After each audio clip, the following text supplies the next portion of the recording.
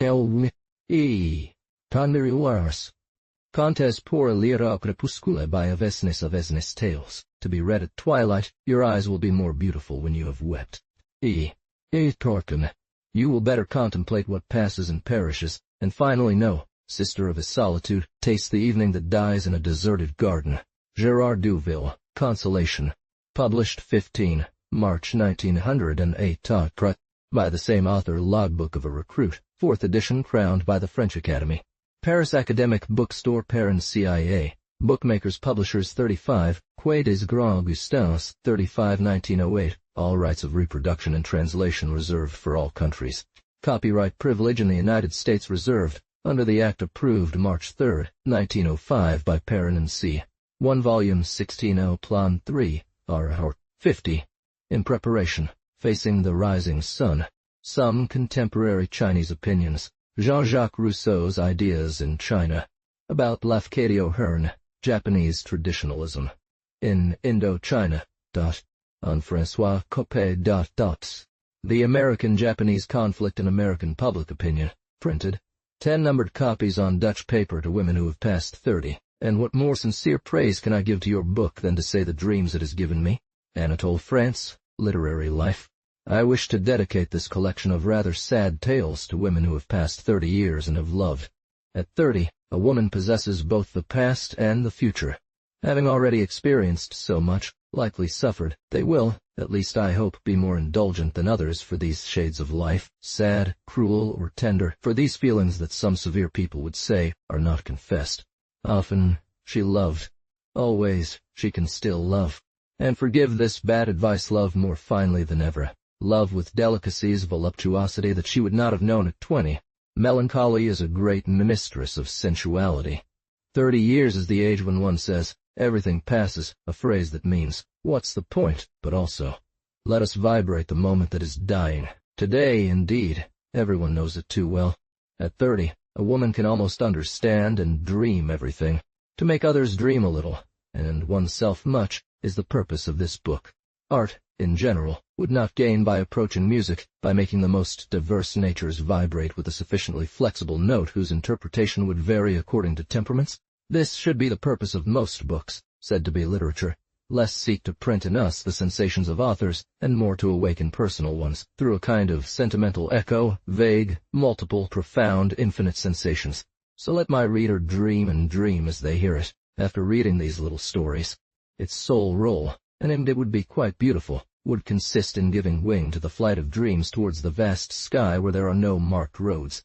They are short, My desire is that they give the impression of a shock of stone and water with circles of waves expanding. My only regret is that they are sad. It's a conclusion too many when one is said not to like conclusions, so I must still permit myself to make a wish. I wish my reader follows the advice of the title and reads these tales at twilight. Twilight, the melancholic hour, as splendid as a Saba fabric, holds treasures of enchantment, philosophy, and sweetness, from which each may draw as they please. Often, gazing at the purple sunsets dimming, I think one should not weep too much for death when life was intense and beautiful. To die after having experienced certain thrills is to crown a task not assigned to all. Twilight, confidant, father, friend of countless dreams, receive, explain, and soothe those arising from these stories that would be too bitter. My reader, moreover, it goes without saying, is free to conclude otherwise than I or think. After all, these are invented tales. Vesper. I wrote these pages at sea, in the year 1901, between New York and Cadiz. After days of bad weather, we encountered enchanting calms and divine sunsets towards the southeast of the Azores. A book with great success had just been published, Victorious Eve. He celebrated the triumph of women from the new continent. I was still under the spell of Americans, yet, piecing together memories, I evoked such a man from the old world that they would not have easily conquered. Vesper, look in me the twilight of a beautiful day that fades away. In the vineyards the reed stems become transparent and impregnated with gold. Then one hears the thrushes and partridges beginning to sing. Shakespeare, Sonnet. See, I was told by one whose story is to be read, this countryside that slumbers at sunset, the lights fall so soft, so gentle within the first shadows. Wouldn't one say they are about to sleep? A glory mist drowns the paths, homes, and valley. Only the lawyer, a steel blade where ephemeral purples pulse, flows steadily, enclosed by its poplar trees, tall and mobile sentinels. Well, the past too offers these radiant perspectives. The most troubled eras of our life, seen from a distance, present the same serenity, the same peace, the same splendor. To be happy, when reaching maturity and looking back, the secret lies in knowing how to applaud oneself. Then angles and harshness fade away to become, like these bushes, golden, round, and wavy forms that Cuyp knew how to turn into resting places of happiness in his paintings, according to Fromentin's beautiful expression. But this nothing that frustrates and never satisfies desire possesses two unparalleled powers incompatible with the burning realities of life: serenity and peace. Another day than ours already touches upon these events with its light, and we remain surprised, when we think about it, to realize they were once reality, a living part of ourselves, while now they have almost become a chimera, something floating, intangible, and barely distinct from our dreams. From all these scenes, forever dead, emanates this sweetness that radiates through the fine weather of the pores of old stones. Look at them, he told me, pointing to the tower overlooking us. Many winters have passed over them. Heat, humidity, cold, have tried them in turn. Rains, suns, years, have browned and gilded them. So after all these extremes, see how they gently light up this evening. My interlocutor spoke with passion. To know him well, I knew his reverence for vanished years. The calm of the past has descended upon them, and, like ancestral beings who have endured many miseries and joys, they seem to meditate, in a smiling silence, that among all happinesses, perfect rest is still the greatest. He was among those to whom this simple title of book, once upon a time, and now suggests inexplicable marriages. He had little memory of his father, and his mother was a gentle and sad person who shared little. He liked to say, though he loathed clichés, that he had been formed, not from the mud of the earth, but from the ashes of the dead, his dead. His childhood passed among old good people who had almost witnessed the revolution, and spoke of it constantly. Their legends and dramas alternated in their conversations with tales about grandparents, great-uncles, an entire society that no longer existed. So, in the village, what Paul enjoyed most was the cemetery, no crumbling tomb whose inhabitant he did not know. And when the autumn wind that brings back ghosts blew, he could distinguish all their voices. His favorite games were to dress up with his brother in old clothes still kept in play at court. All that he knew and loved was buried there. All his thoughts, all his aspirations, all his dreams rose up to that time, irrevocably dead. What did a dull present and a dark future matter to him? Yet he advanced in years and wisdom. He read much, without guidance but also without barriers. He loved Taine, and one day realized what distance separated him from bygone eras. He noted with bitterness that all that he had cherished was ashes, ashes that the breath of new times dispersed daily, leaving soon nothing but them. However, he did not cast an anathema upon these subversive forms of what he had conceived. He said, I would like to find neutral words for history. But the chain that bound him to the past was sealed in his heart. To break it, should he have. Others, more reasonable, might have done so, but he was a sentimentalist and could not. So young, he knew the profound sadness of an immense abortion, that of finishing before almost beginning, and from his youth he became old.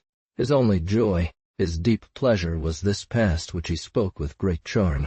As twilight descended, these conversations took on an indescribable poetry. I will never forget the moments spent with him in that salon with its worn tapestries depicting the rape of Proserpine, the white woodwork, where 2 L.A. Tour pastels brought smiles to women's faces. His voice, like a familiar call, summoned all the ghosts from the shadows. At day's end, as it was about to fade, our imaginations were aided by the mystery surrounding forms, and everything came alive, the beings, the portraits, the silks. Like a miracle akin to that of St. Elizabeth, he turned into roses the dust still clinging to these adjustments.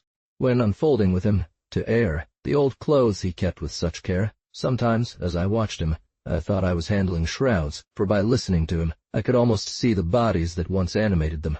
By the ticking of the bull clock.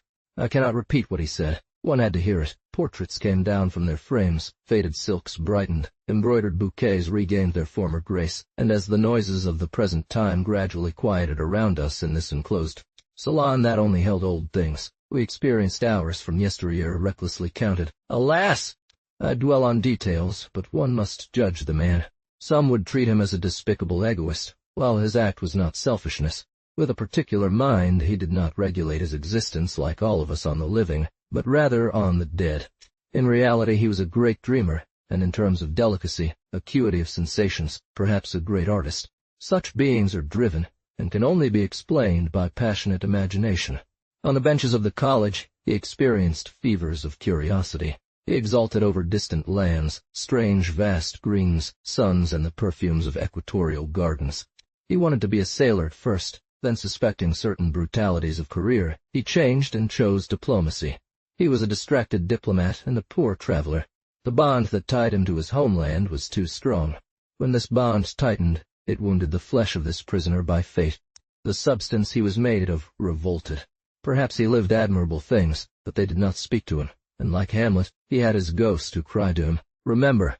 He missed, in these new lands, the memories incarnate in every path, in every stone, the landscapes of which every hour of day or night evoked a figure, an impression, a legend. He believed himself heroic in resisting his voices. He held on for a few years, fortunately, as he thus learned to better savor his country. Then, with the death of his brother occurring, all his loved ones gone, it truly became impossible for him to live separated from his dear shadows. From then on, he returned to dwell among them, descending as in a dream the slope leading to eternal rest. But between the two contemplative phases of his existence, his childhood and his early old age, despite the natal terrors that troubled him, this man had lived much. It is a banality to say that age comes not so much from the duration as from the intensity of events during that duration. Yet, though our hero was barely 40, already white strands mingled with the coarse blonde silk of his mustaches, his brushed hair wavy and ironed on the sides of his head. Despite his robust appearance, wide and white teeth, a magnificent and generally fiery eye, certain fleeting expressions of his physiognomy, certain attitudes betrayed the return. His gaze, above all, had at times a sort of infinitely tired caress. It seemed to flow between thick eyelids, half closed. The lips, under the brutal touch of the mustache, had retained the delicate contours of a child's mouth, drooped at the corners when that look of which I speak glided across his face, and a detached, indulgent smile emerged from them. That gaze said, "It doesn't matter to existing things or those about to be." These strange expressions were not habitual. The usual expression was irony. They suddenly passed over his face and imprinted sudden sadness, the pallor that overtakes the earth at nightfall. I knew him at a time when the depth of a sad temperament had regained the advantage. Nevertheless, the sparks that occasionally flashed from his conversation betrayed the spirit and vigor he once possessed. There is no doubt that he was charming and handsome. It pleases me to believe that women loved him dearly. In any case, he loved women dearly. At other times, tenderly and not without melancholy, as if the image of some beautiful returning spirit had come to visit and warm his heart of the lonely. This was evident in the way he spoke of love adventures, sometimes heavily, playfully, with the most Gallic jokes and the most audacious, daring paradoxes, perhaps even truths, who knows? In reality, I believe that the heart which he sought to appear skeptical, hard, bitter, was of a sensitivity, let's say bluntly, of an idyllic purity. But its possessor feared the ridicule of appearing sensitive. The story that follows will enlighten this. So he did not speak of it and affected to despise it. On the verge of beginning this tale, it is necessary to acquaint the reader with the being who, after the hero, played the greatest role, I mean his abode. At the moment we spoke, sitting on the terrace, that old manor house, built towards the end of the 16th century, dominated us with its 2 towers, hanging tastes and caprices of 9 successive generations. The wear of centuries had not yet erased the embellishments that a master mason, a student of Delorme, had carved into the toughest stone of the windows, but it had imparted its patina with an unmatched charm over every part of this building, repaired, many times with spotty success, according to the whims of good and bad years on earth, according to sea. Time had covered under a uniform, warm hue the unfortunate or clumsy retouches, the sacrilegious graces of the 18th century, and the horrors of the Restoration, the dressed stones and those of slates, the bricks and the chalk drips. Then, where harsh weather had made breaches, nature, this compassionate friend of ancient things, had provided arches of hops, virgin vine, and wisteria. See it continuous. As it appeared to us, all golden in the glow of sunset, this cottage, whose attics would shake with the gales of equinox, was indeed what I called it just now, a being, but a being of a higher order than we, echoes limited of a period that ultimately express only ourselves. A being whose life, more extensive than ours, consisted of many lives, divers, This stone synthesis was the bond that united them, proclaimed their continuity despite diversity. If one could define, represent the soul of a race, these walls would have done it better than all analyses and histories, though in reality they are less than a soul, for a soul does not die, and everything that is matter is destined to perish. They lived, and in such a peculiar way that I was struck. At the hour when we contemplated them, they were alive, with an air of old age, indeed, but happy old age, content to have lived so much, waiting for death tranquilly, an aged aura, blossoming from care, bathed in the evening light. For the first time, I, who had often looked at them, saw them in a new light, that of a strange, mysterious, powerful figure, and he was smiling. A familiar phrase to my host took root within me. The tales of my grandmother, the stones that surrounded me since childhood, this is my education for life. It was not, as I had believed until then, a witty paradox on the part of a cultivated mind against humanity and its works, but a truth whose depth I felt fully. In reporting the eyes of these stones held by vines in the early old man's shelter, I was struck by the similarity between the owner and his dwelling. The same slightly weary serenity, not entirely free from melancholy, a serenity of reason, the same philosophy of happiness emanated from that face and facade. This had shaped that. One could not imagine a more complete assimilation of a being by the things surrounding him.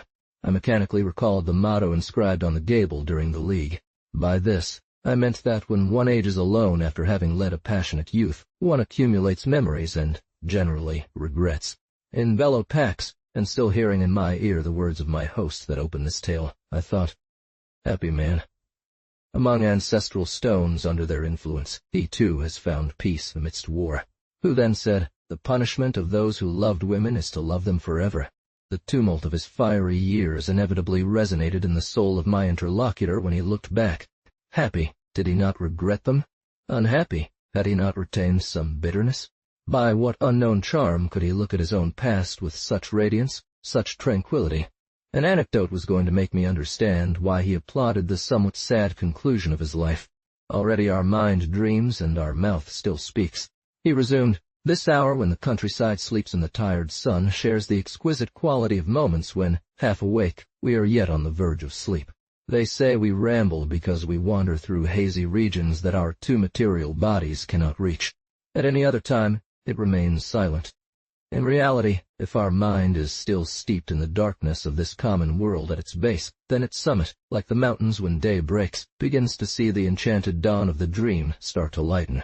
Well, observe it, this is the only time that the dream has a human voice. Ah! Similarly, my dear child, the countryside at twilight, everything comes alive, everything speaks, everything has voices, the smoke, the distant bells, the trees, and the guttural calls of the livestock keepers all have music. This is the hour when ghosts, no longer intimidated by the too bright clarities of day, or the brutal contact of those who are living, stealthily slip out of their tombs. Yes, he added, lowering his eyelids and extending his gaze beyond life, the hour when their light steps come to knock on my ear, where Mr. Jacques, Silverleg and Gallic, called Grand Pierre, walked through these halls as they once sought refuge. Here. I see indescribable things on these walls invaded by night. Persisting in our purest sensation sand, then, there is in me, when I think of them, a pride, that of having respected them, even when, to do so, I had to, well, I must have opened my eyes wide, for he immediately continued, is that surprising? As I admired the sensitivity he had retained and added, it's rare after rolling the same impressions in your mind for a long time, he replied. My friend, these things are never tiresome to see, for the light that illuminates them is no longer the light of life, but another, infinitely softer, and then for there is always a grain of humanity, Well, yes. My God. Long ago, about 15 years, I almost brought here. My poor child, in a few years, all this will be long gone. How seductive she was.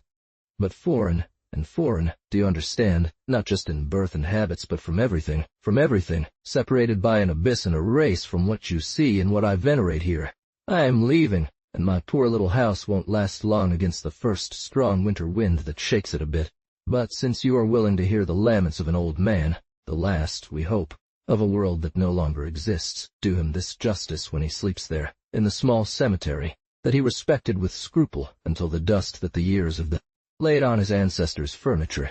Tempting words for a solitary, All too often, among the dead who are my only company, I have felt pass through my flesh a lingering thrill of existence, a furtive yet profound need for affection and life, and the human desire, perhaps the most human of desires, to prolong myself through other beings in whom a little of me, and those who preceded me, still lives. And then Verlaine sings melancholically in my memory. The fire, the narrow glow of the lamp, with daydreaming, the finger on the temple, and eyes getting lost among loved ones' eyes, the hour of burning tea and closed books, charming fatigue and beloved waiting for the nuptial shadow and the gentle night. But it is not for us to decide who was right between the pride of remorse and the scorn of happiness, is it? It had to be strong because it prevented me from grasping happiness. My scruple will undoubtedly seem a mad, condemnable thing to your children, but nevertheless I swear to you that I have obeyed something strong. Yes, and you know, he added in a more sorrowful voice, the vertigo of seeing happiness or even its shadow pass within our grasp. He closed his eyes, perhaps to hide a tear. In asserting, as he had earlier, that he now contemplated the past with serenity, was he being completely sincere? And to repeat a phrase from a psychologist, can we not admit that regret slips between our own resignation and the oblivion of time? But I am more inclined to believe that one is never truly certain about stirring ashes without risking reigniting the old spark, even when it has been dormant for years. This spark must have been intense to still evoke, 15 years later, such a shock in a heart that had been visited by love many times before. It was with a touch of humor that, after a moment of silence, he added, "Why on earth did you bring that story back to my memory? You know it needs to come out when it returns," following Balzac's rather exaggerated metaphor of knocking on the door of memory, a door that always opens. As I protested, he continued, "It's fair, you didn't know. Well, now you will. You're having dinner here tonight." "Agreed." "Julie!" "Pierre will escort you." "Julie!" He called out, "My young friend is dining here tonight." Nah. And he added as an afterthought to a deal already made, "You'll go get a bottle of Corton from 1958. No. It was in the entirely white dining room, tiled in black and white, facing a Louis XV tea buffet where beautiful Sevres with the royal cipher sparkled, that Baron d'Orves began his story. At that time my friend Darbling, son of a great northern industrialist, had just bought a yacht and invited me to join him on his first voyage. Where were we going? To adventure. I had recently completed my internship at the Quai d'Orsay, and after 3 years spent in paperwork, it didn't seem superfluous to take a few months for some fresh air and rest. We were both young. I was 25, he was 27. A nice, comfortable boat, a good cook, a few books, an old sea dog as captain. In short, all the guarantees sufficient to not lose ourselves at sea and spend our time there as pleasantly as possible. We first went to Cannes for a little getaway on the Côte d'Azur. Then, one beautiful day, tired of all the tourist traps, eager for grand journeys, sun, greenery, some devil pushing us, we set off for the Antilles. How much fun we had! From these islands famous for their hospitality, scents, giant ferns, flowers, butterflies, birds, and women, I won't tell you anything, nor about the charming company one could find there at that time. Oh my God! It seems that's no longer the case. You see, that's the law of evolution. The centers of pleasure move like those of civilization and wealth. It's inevitable. Why regret it? After all, the devil, that is to say, ourselves, doesn't lose anything. Finally, we mourn what is no longer, which is still a law. I have letters from my granduncle, the squadron leader. But I'm going astray. That will be for another time. You haven't seen it. New Orleans, you see, is a paradise. So we leave the Antilles and decide to cap off our cruise with a stay in New Orleans. If your steps ever lead you there one day, you'll realize it, or it has changed greatly. In France, we have no idea about this. If you go there, I recommend the Americans. In fact, they recommend themselves quite strongly, especially the young girls who reign as absolute sovereigns. All the friendliness, joy, and French flair, the love of pleasure innate to the Creoles, mixed with the frank and free American spirit, with the vitality of life that is the hallmark of this race of the future, all surrounded by a great luxury that business pursuits led by men ensure for their wives. There, young girls walk with you, receive you, invite you, and are invited by you, without parents having much to say about it. Our young girls, arranged at the ball under the cautious fan of their mothers, keep, or at least in my time kept, with their particular partner and the young man in general. a concern for banality, good behavior, good manners, and good taste that I am far from wanting to judge, let alone blame. But following our proverb, he who has only one bell has only one sound, and as great as the charm of lowered lashes and innocent souls may be, the grain of salt, and even, if you will, pepper, cannot be scorned in the little Americans. You sometimes present yourself, not always. Then, upon sight, one admits that you are a respectable gentleman. You are left in one-on-one situations that be mistaken. But yes, I see your eyes gleam, your lips move. In America, the young woman respects herself. So, what does one talk about? Yes, indeed. It's like this. I who speak to you during my apprenticeship, I had lived it up like everyone else. Upon my return, I found it rude. Imagine that. 1,000 things, and meanwhile, the scent of a woman penetrates you. The grace of her gestures, her pretty, lively little movements act upon you, providing enough to satisfy you, refusing enough not to stir your passion too much, finally filling enough not to stir your passion too much.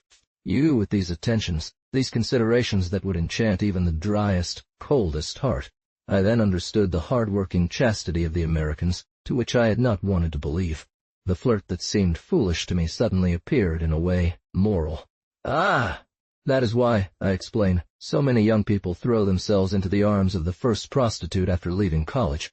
We who are imprisoned in school prisons during adolescence, severely separated from our young girls held captive beneath their mothers' skirts, lack this. By Jove, man needs expansion at certain times in his life. The Americans have understood this. And in a word, flirting as it is practiced, there is the school of marriage. You will ask me, are American women naive? I would answer yes, if I did not deeply believe that one is always bold to risk the smallest claw at the fire to prove a woman's naivety. Oh God, oh God. Here is the translation of the provided text from Auto to English. I have taken many detours to tell you that I was in love, madly in love, as you would be at your age, as one is at 20, as old romances say.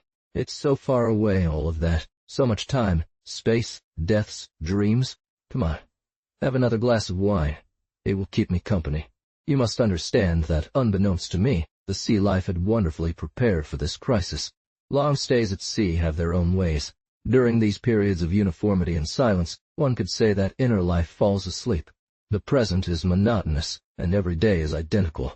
I would get up late.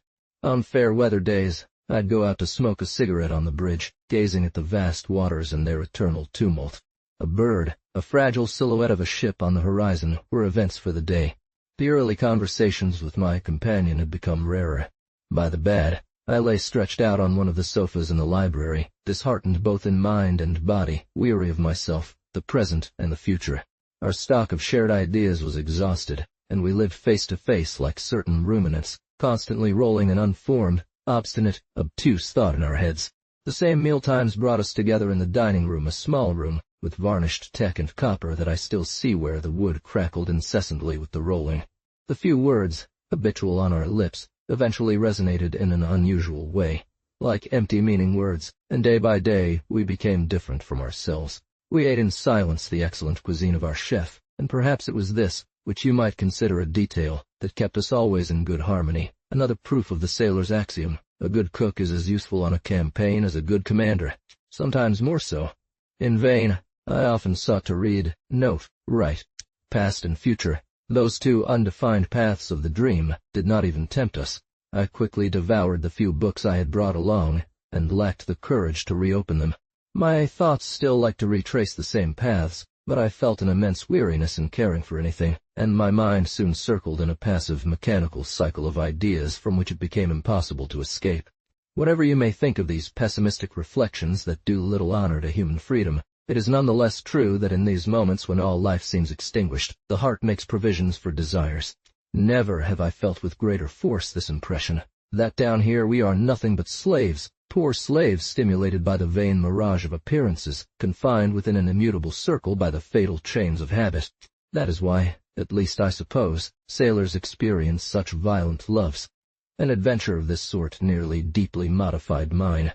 This heart that thought itself atrophied suddenly explodes before an unexpected opportunity, and the shock is so sudden, so brutal, that it sometimes decides your future. You feel nothing. Nothing tempts you. Yet within you accumulate, day by day and unknowingly to our sensitivity, the needs to love and be loved, which are the essence of our weakness and ourselves. The meeting took place at the home of common friends, almost Frenchwomen in every sense by grace, tradition, and language d'Ayaba. She was also half French. Why did I love her? She sat next to me. I was introduced to her. She greeted me absent-mindedly, and mechanically I looked at her. Who knows? She looked a bit like a little girl, dressed as an adult. But now I can't remember her features well. I heard her name very vaguely, and in vain I try to recall the words we exchanged. A large black ostrich feather, light and flowing, fell on her blonde hair, of a Norwegian blonde, whose wind had ruffled the crazy curls, and there was below a cute pouting face, with somewhat pale cheeks, illuminated by... Lunch thawed us out a bit. We talked about the latest carnival parties. On the walk that followed, we had already become friends.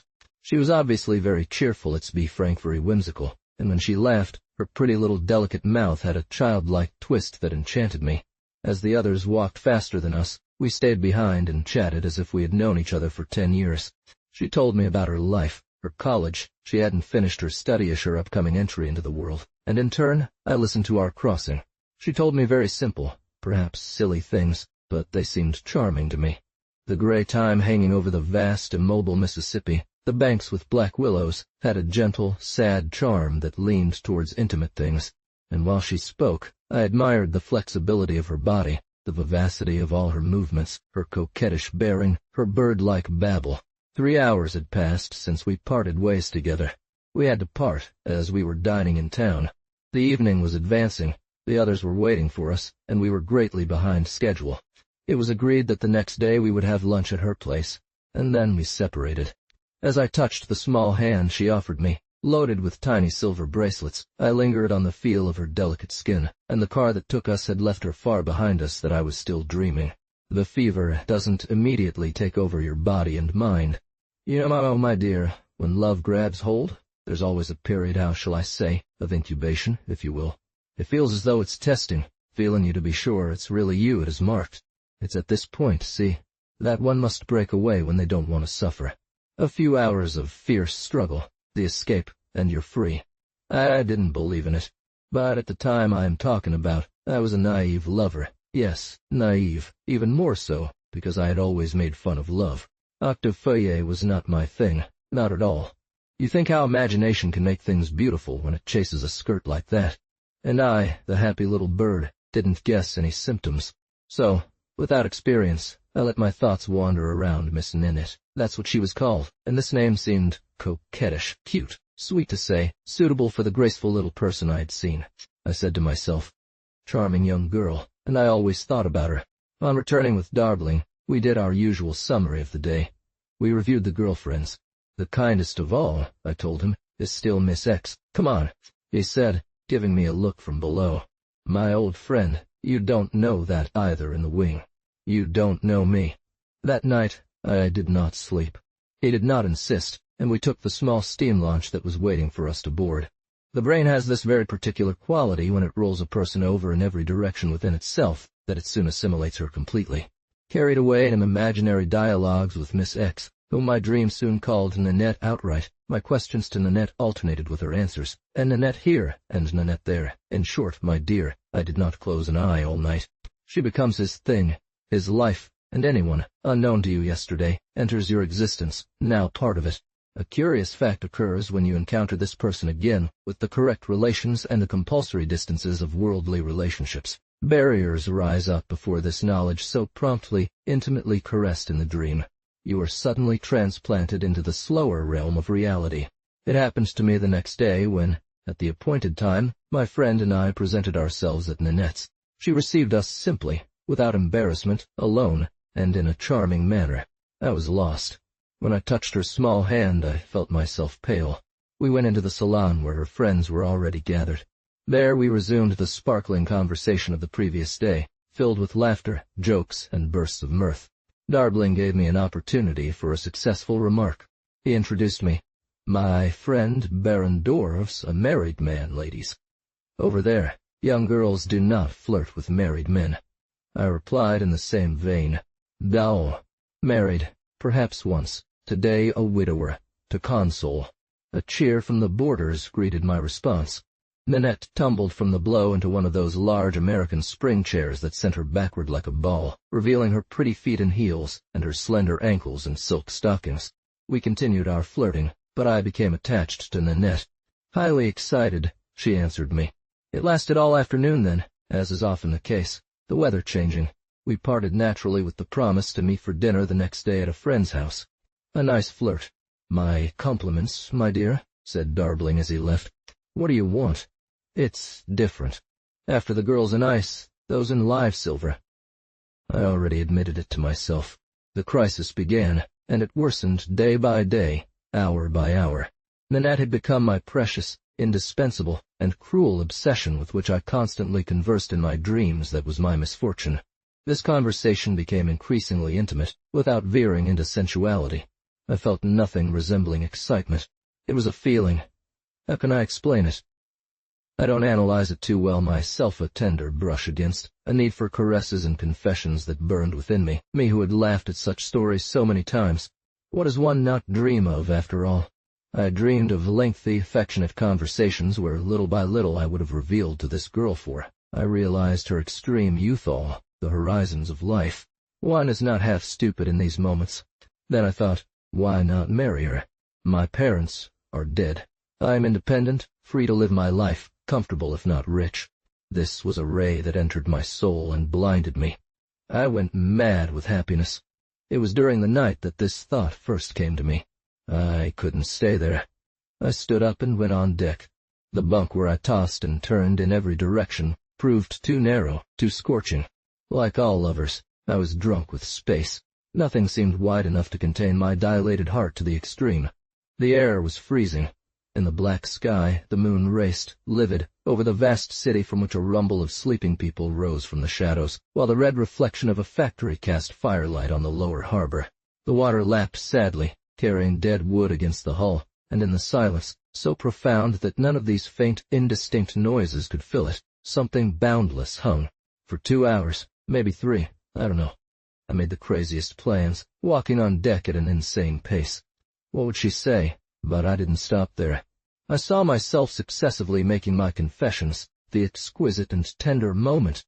Oh, I was already entering this dining room of tomorrow among all these young girls, holding by the hand the only one who mattered to me. "Mrs., I present to you Baroness d'Orves." Then our journey to France, our entry under this old roof, the presentation of my wife to my brother Jacques, to Pierre, to Julie, to my farmers, to all these beings from my hometown among whom I grew up, whom I loved so much and who remain the only true ties of my life. It was their thought, my poor friend, that made my exaltation fall little by little into a burning melancholy. What would all these old things mean to her, which are like the substance of my heart? I well felt that an abyss separated me from this little girl whom I adored, an abyss of race, traditions, habits. One must admit, what are our fidelities, our respects, our prides for those who have not carefully contemplated our vanished social forms? In this respectful America, even coveting the past of the old world, I believe that fundamentally, the concepts that make our own memories so precious are nothing. And it's easy to understand. I must tell you that as a deep admirer of American society, I do not intend to blame this difference, but I notice it. Once again, I do not intend to blame it. Certainly in this country, there are casts of sand, there will be more there are colors, but the mechanism, if I may say so, of American society is such that the millionaire of yesterday feels no shame in becoming a porter tomorrow. It simply suffices for me to wonder how, in this country of each for himself, where each feels they are worth others and expects nothing from them, we can, for example, conceive the strength of this expression, our people. The people of our lands? Those for whom we are the example and recourse, with whom we share and endure the good and bad years, at their festivals, joys, and miseries in which we participate. For in some provincial depths, the old feudal bond has resisted the wear of ages and the evolution of times. It still binds the peasant to the lord, this all-powerful bond, sealed within us, the same that opened our stern fathers of the crusade their eyes once more to see the men of their fief before they died. Well, would this bond exist between this young girl and my farmers? Would she love them first, understand them, visit them, encourage or blame them, heal their souls and bodies, as our mothers, our wives, and our sisters, even the most ethereal ones do, so to speak? By instinct? Wouldn't I be committing a sacrilege?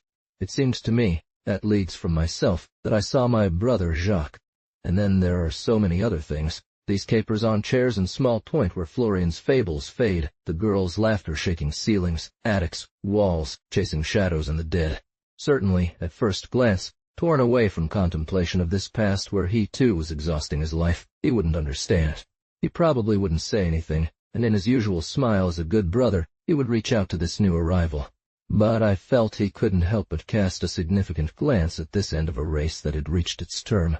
Finally, all these things, these memories, this ancient dwelling lost in the woods deep in the countryside, and I could not resolve to age elsewhere, might be enticing perhaps for an artist, but wasn't I dealing with a child? I resolved to probe her soul the very next day, and see if it contained only the seeds for me to understand and love her. I would speak to her of the past, and try to let a little of the exhilarating poetry that overcame me when I looked at her pass through my voice that night. I had brought with me, like some sort of suggestive relic, a very nice fan. Oh, how much I thought during the day preceding. If she seemed to understand me in the least, I would give it to her, and it would be the first milestone in our more intimate relationships. It was a legacy from my grandmother, a charming piece of jewelry where Lancret had executed on vellum a reduction of his winter, that bright salon around the flaming fire, those men and women playing and chatting near the trick tracks, and about whom, the Goncourt said, it seems that the eye stops on a Decameron at rest. A day both long and short, all convulsed with anxiety. What would she say? Would she turn red? How many times did I rehearse in myself my little speech, always ending with, "Miss, allow me to offer you a token of this past that you understand so well." Lower her eyelids. My God! Would I see a tear in that eye where I had only caught malice and joy? As I tell you this, it seems to beat within me still, and I invented these contradictory answers that despaired me at times or threw me into the depths of madness after some senseless dream of happiness. When evening came, I changed my clothes and, leaning on Darbling's arm, I went to our friend's place.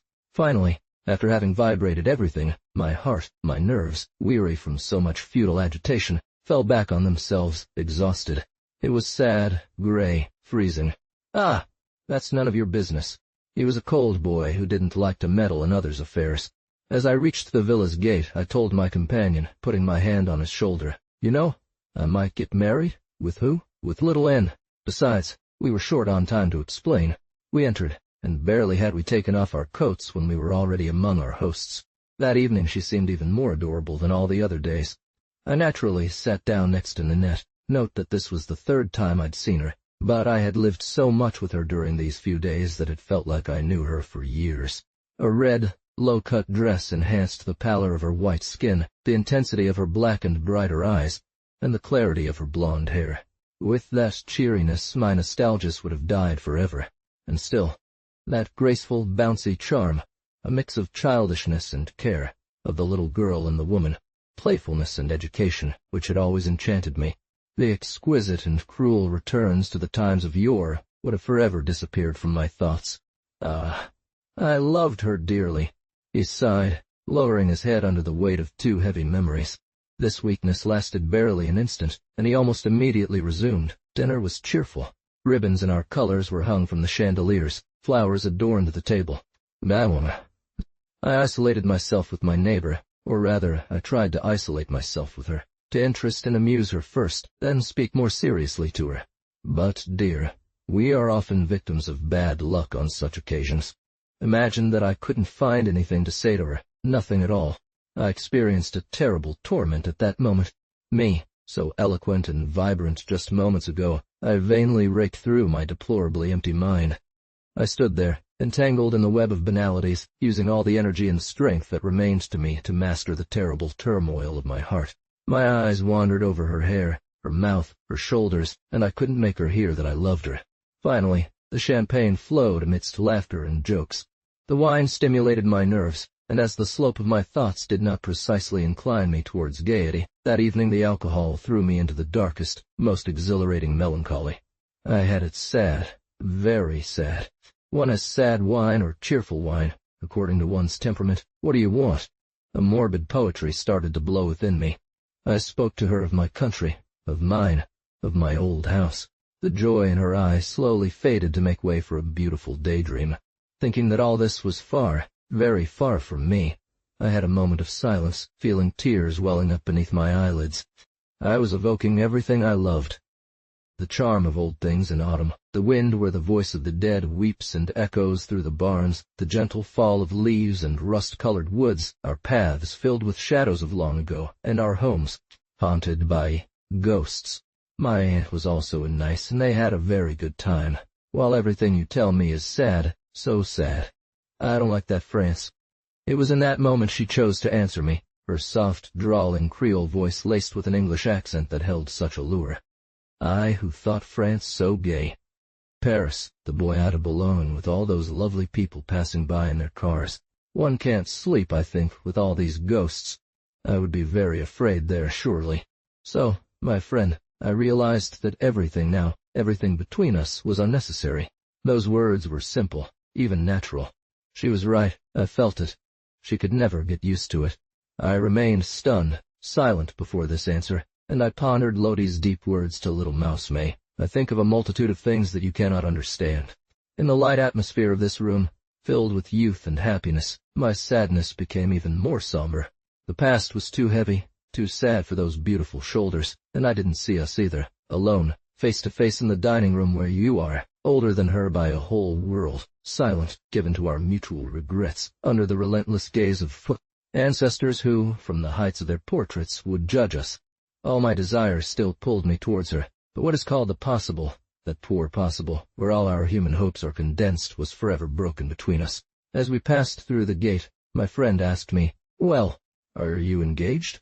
We invited these young ladies on board for the following day, and then we departed, but when I put my hand in my overcoat, I felt the case of the fan, to which I replied in such a voice, "Oh." I fell into them. It's over now, that this boy, usually very cold, opened his arms wide to me. Man is a peculiar machine. As I returned to the ship and barely undressed, I fell into my bed like a mass and slept until morning from a heavy sleep, one that follows bad dreams. My greatest fear was that she wouldn't come. Upon waking up, gathering in a weary head my scattered thoughts which seemed to have been drawn from a dream, I felt the intensity of my love. All the forces of my being desperately stretched towards Nanette, even though I could sense something stronger and older than me was preventing me from obeying. "Are you sure you invited her?" I repeated to Darbling at random. He finally answered by shrugging his shoulders. "Who would believe you're so sensitive?" I reproached myself for being so foolish. While with my macabre stories I had frightened her. By Jove! I should have first spoken to her about life in Paris, arousing her curiosity, that great lever of women, and then, through a beautiful turn of events, use the tip of sentiment that always sleeps at the bottom of their hearts. It wouldn't have been. Then, was I judging her for a foolishness? I was trying to prove to myself that she was the companion I needed. Despite all these fine reasoning, I could still feel it was the delusion of a loving heart and a sick mind. I would, without doubt, make a big mistake, both for myself and for her, by introducing her into a life for which she was not born. I did not eat, and waited impatiently for 2 hours. But on that last day, one feeling prevailed, eclipsing all others, to see her again. They arrived, and my heart, which was no longer counting its emotions, beaten once more.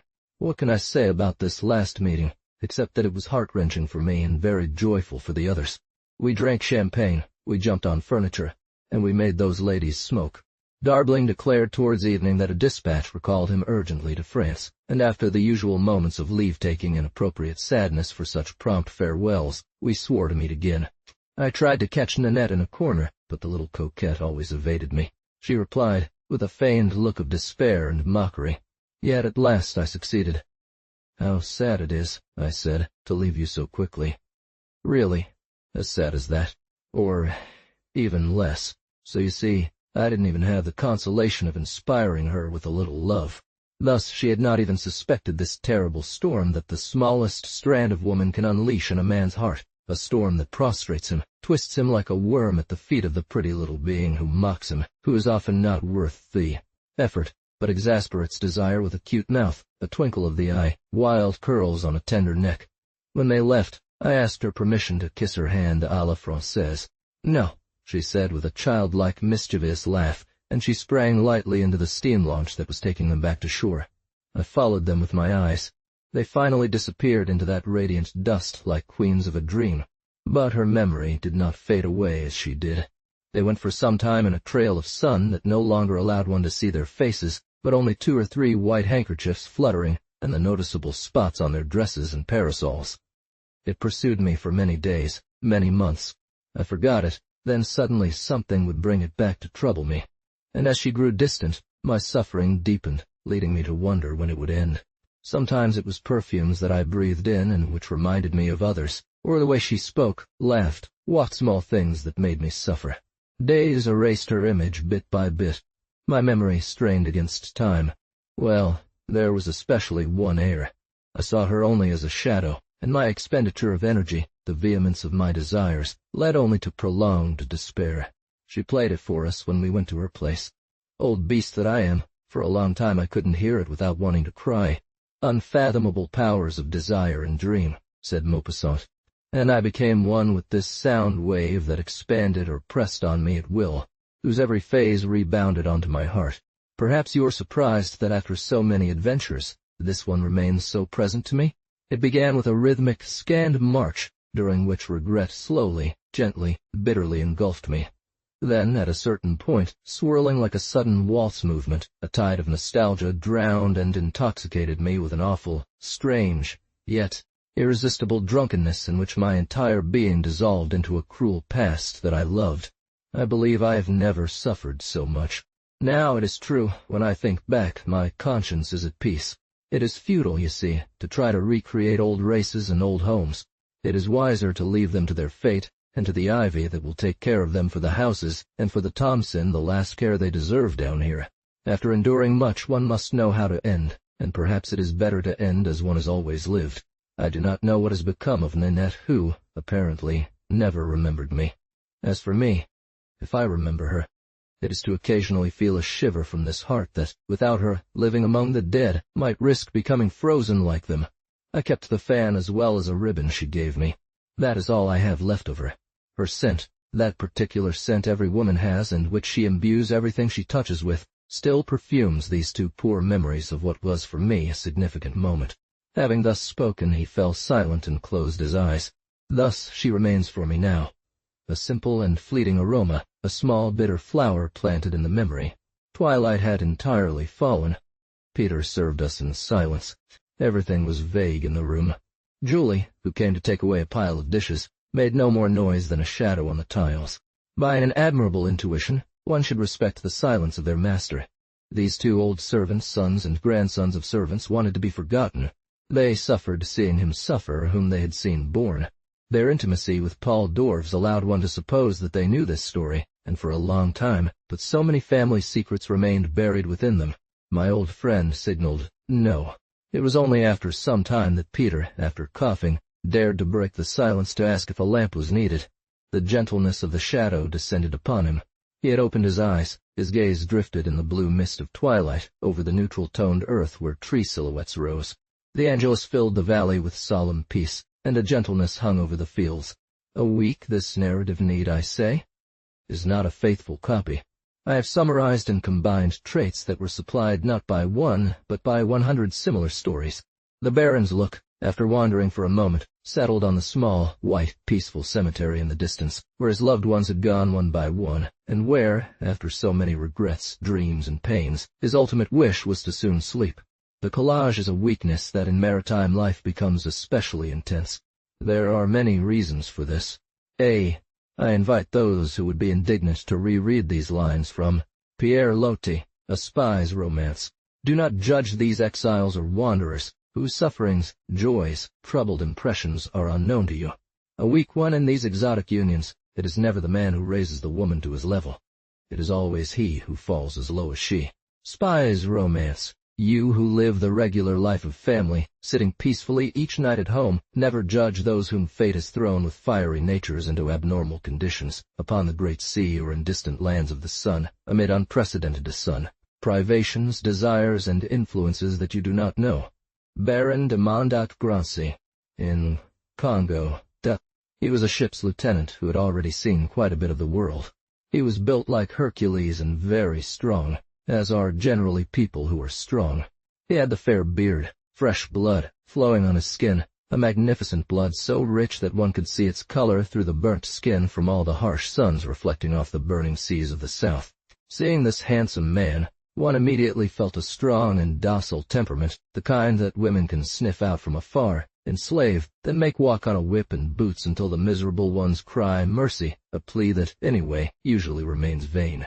The public houses of Buenos Aires or Montevideo, up to the opulent creatures from California, meat for export, pasture for those who repel yellow-skins, the musky scent of women from the Far East.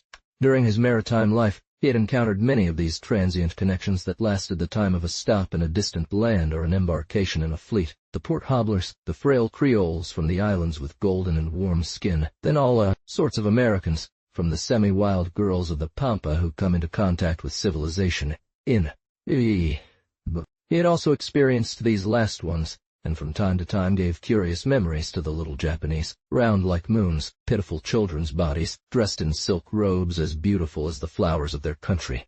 But now he was weary of all these adventuresome beds, of all these diverse bodies whose embrace he felt it more painfully each time had neither soul nor tomorrow. He dreamed now of marrying, growing old in quiet and happiness, with children, if possible, close to his parents who lived on a property in the countryside. Possibly. He did not fear it, by Jove. On the contrary, once gone, he experienced a profound pleasure in feeling very far away. One year, upon disembarking from the fleet, he went there for a few days before resuming his turn of departure on the list, whose chances were soon to reopen for him the uncertain paths of the sea. Then he loved his profession and began to know it, so that the good and bad fortunes of sailing in the country enticed him. Only a son of the earth, with a distant rural inheritance, made him love the French countryside as well. He appreciated it for being a beautiful and robust land, fertile after so many centuries of harvests. He enjoyed looking at his fields bounded by trees, hedges, inhabited by kind people, his short horizons filled with harmonious things, old and new, melded together, expressing the country's stability, the continuity of effort, commenting on this magnificent word, duration. One morning, therefore, he went for a walk. He never felt like a tiny isolated insect, fleeting, as in some other vast spaces of land or water he had seen stretching out, undefined, relentless, under different skies. It was his custom. Puffs of hay passed over the May countryside. A team was working nearby with the sound of bells. The men greeted him. "Good morning, Mr. Felix." So, suddenly, he began to think of the great Chinese valley of the Yangtze, with thousands of bent figures on the ground, many of them no more than flies, unnoticed during the harsh winter famines. He heard the sad cry, the moans of the coolies carrying water. Turning his head, he caught a glimpse of the postman emerging with a letter. This letter arrived from Toulon. An old comrade of his had just gotten married, and, designated to sail on the Zodiac, he was looking for a permutant. Ah, he thought, marriage when you're a sailor. Leaving a month earlier, a month later, what a beautiful prospect. The African coast? He didn't know that country. He would see it. Down? Meow. A telegram to the comrade, a letter to the ministry, time to kiss his parents goodbye, pack his bags, and 2 weeks later, he was boarding the Zodiac in Dakar. The ship did not attempt to please anyone, an old wooden vessel, rotting as it dragged from Cape White to Cape Lopez. As a machine, it was an antique scrap metal, a true turnstile. The sail plotted the clearest course, but the boat was heavy, and in these algal countries the hull was always dirty. The crew consisted of a lieutenant of the Navy, a captain, 3 ensigns, and the doctor. One was never at home. The cabins of the 4 officers surrounded the square, separated only by a door made of fabric. Endless card games lasted from 9 in the morning until midnight, very noisy, during which it was nearly impossible to write a letter or read. These climatic conditions, unfavorable to humans, were favorable to insects that grew and multiplied, according to the Gospel's words. Moreover, when the sun shone on the hull, a temperature of around 40 degrees was established in these small cells, aired only by their porthole, a day-size hole as large as a hand, circled with copper, whose glow blinded. One did not open a drawer or closet without immediately seeing a column of cockroaches emerge, and during the day, rats, rather timid, made up for it at night by indulging in all sorts of antics. However, 10 years at sea shaped body and soul so that these contingencies did not cause too much discomfort. Me. The zodiac went still, always went, managing, so to speak, by miracle, to change its place. And the first 6 months passed just as the previous campaigns had done, each day broken up by watch periods and regular activities on the service schedule, observed more precisely than one could have believed possible on this 10th-rate ship. They descended from bay to bay, from cape to cape until the sad lagoons of Dahomey, where they lay at anchor for 15 days, side by side. Then they headed back towards Cape Verde, and from there pushed out a holiday tip, a tip to the Canaries, where they were to stay for an entire month.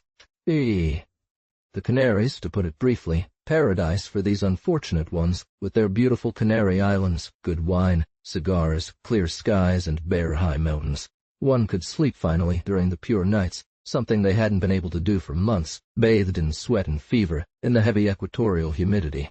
The Zodiac moored in the port of El Alus, opposite Las Palmas, white as a marble city on its hill. All of this clean, cheerful, colorful, tempting one to go ashore after contemplating for so long the black countries always the same, with their tall palm trees and their sad little houses full of vermin. On the Sunday following their arrival, not being on guard duty, he took a walk in town. He felt a vague need for love. That very morning, he had received a letter from France where they spoke to him about a young girl he did not know, but who would suit him, and he strolled, daydreaming, under a gray sky occasionally pierced by a brilliant sun. Was it the hope born of this letter, or the 6 months spent in an exhilarating torpor? He climbed towards the cathedral through small verdigris streets, seedy, bordered with shady cabarets where the men from the Zodiac entered. At the threshold of one of them, a girl, no older than 15 at most, dressed as a bride, with a veil and orange blossom flowers on her head, invited him by gesture. He had seen enough like her. In truth, she was dressed inappropriately. What he wanted was a real woman, pretty, distinguished, elegant. He hoped to find music there, but that day there was none. He hurried out of the narrow streets and entered a square, a beautiful square planted with palm trees, surrounded by square and flat houses.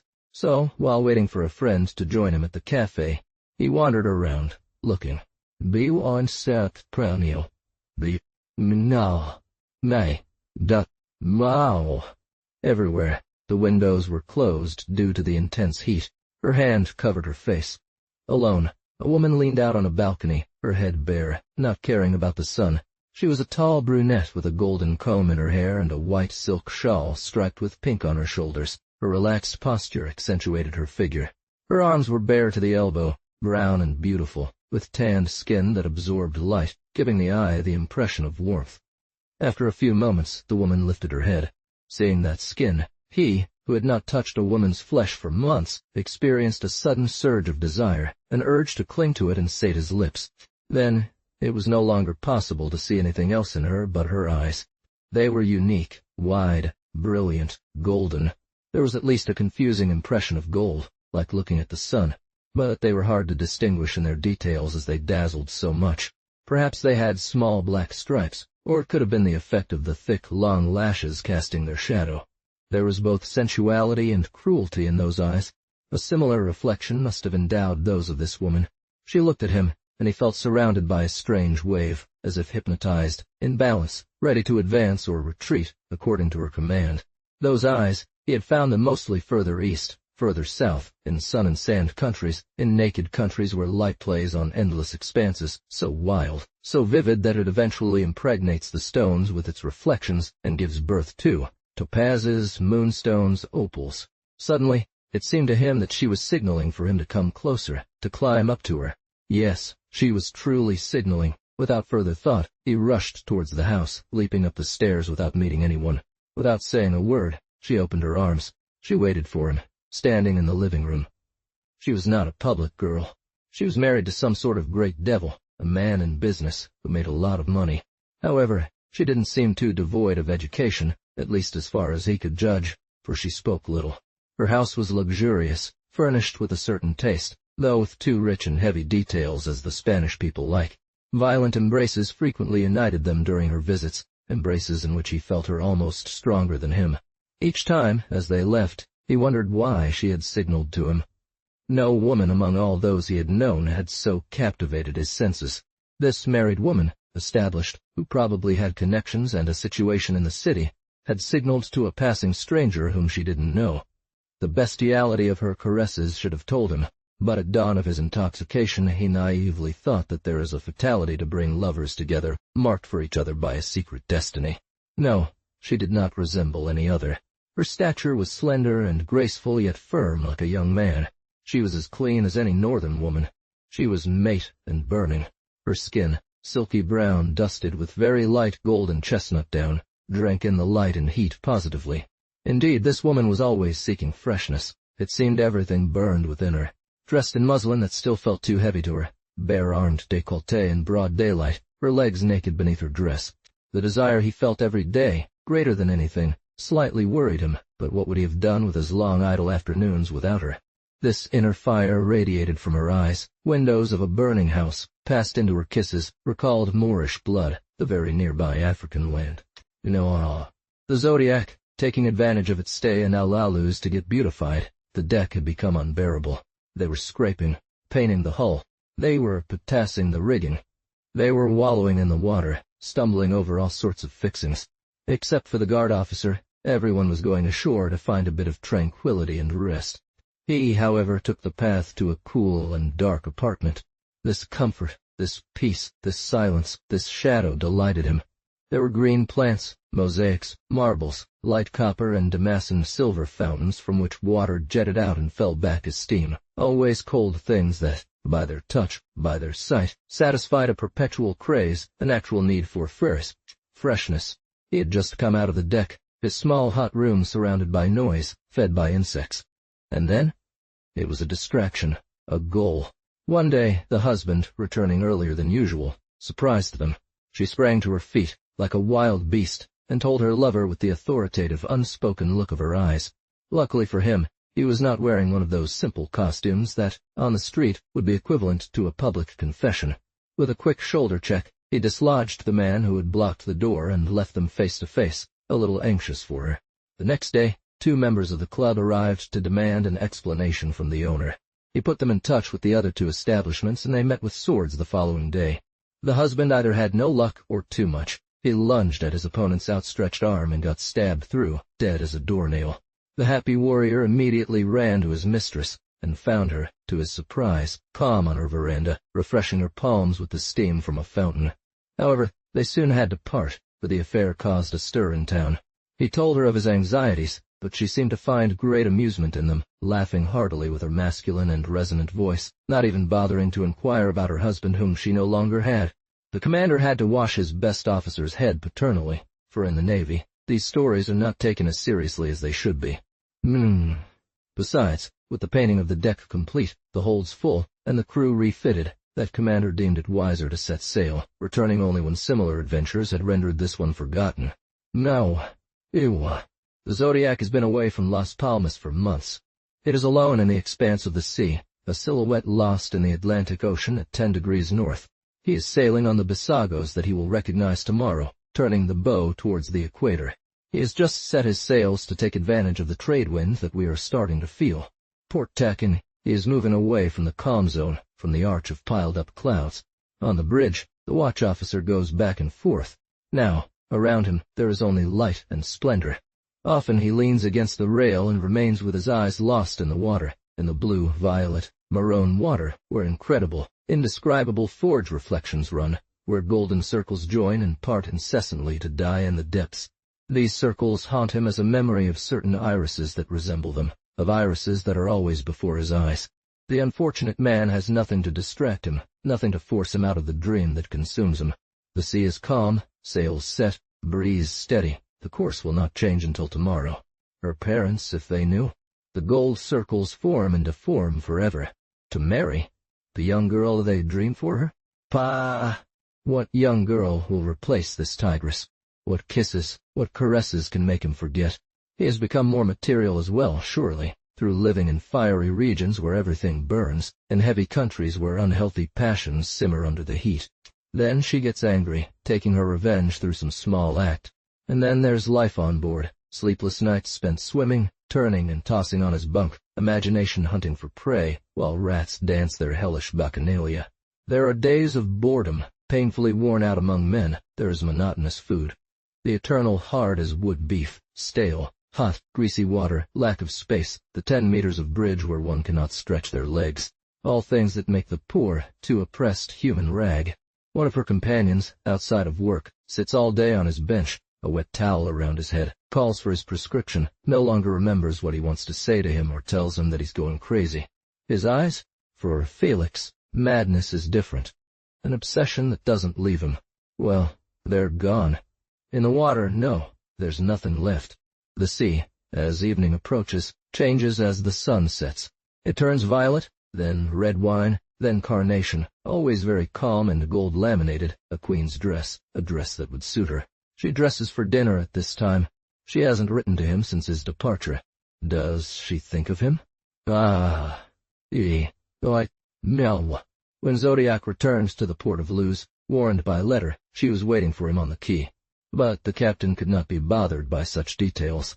As soon as her friend had set her down, she leapt into his arms and kissed him fiercely, which caused the porters sitting on the posts to chuckle peculiarly.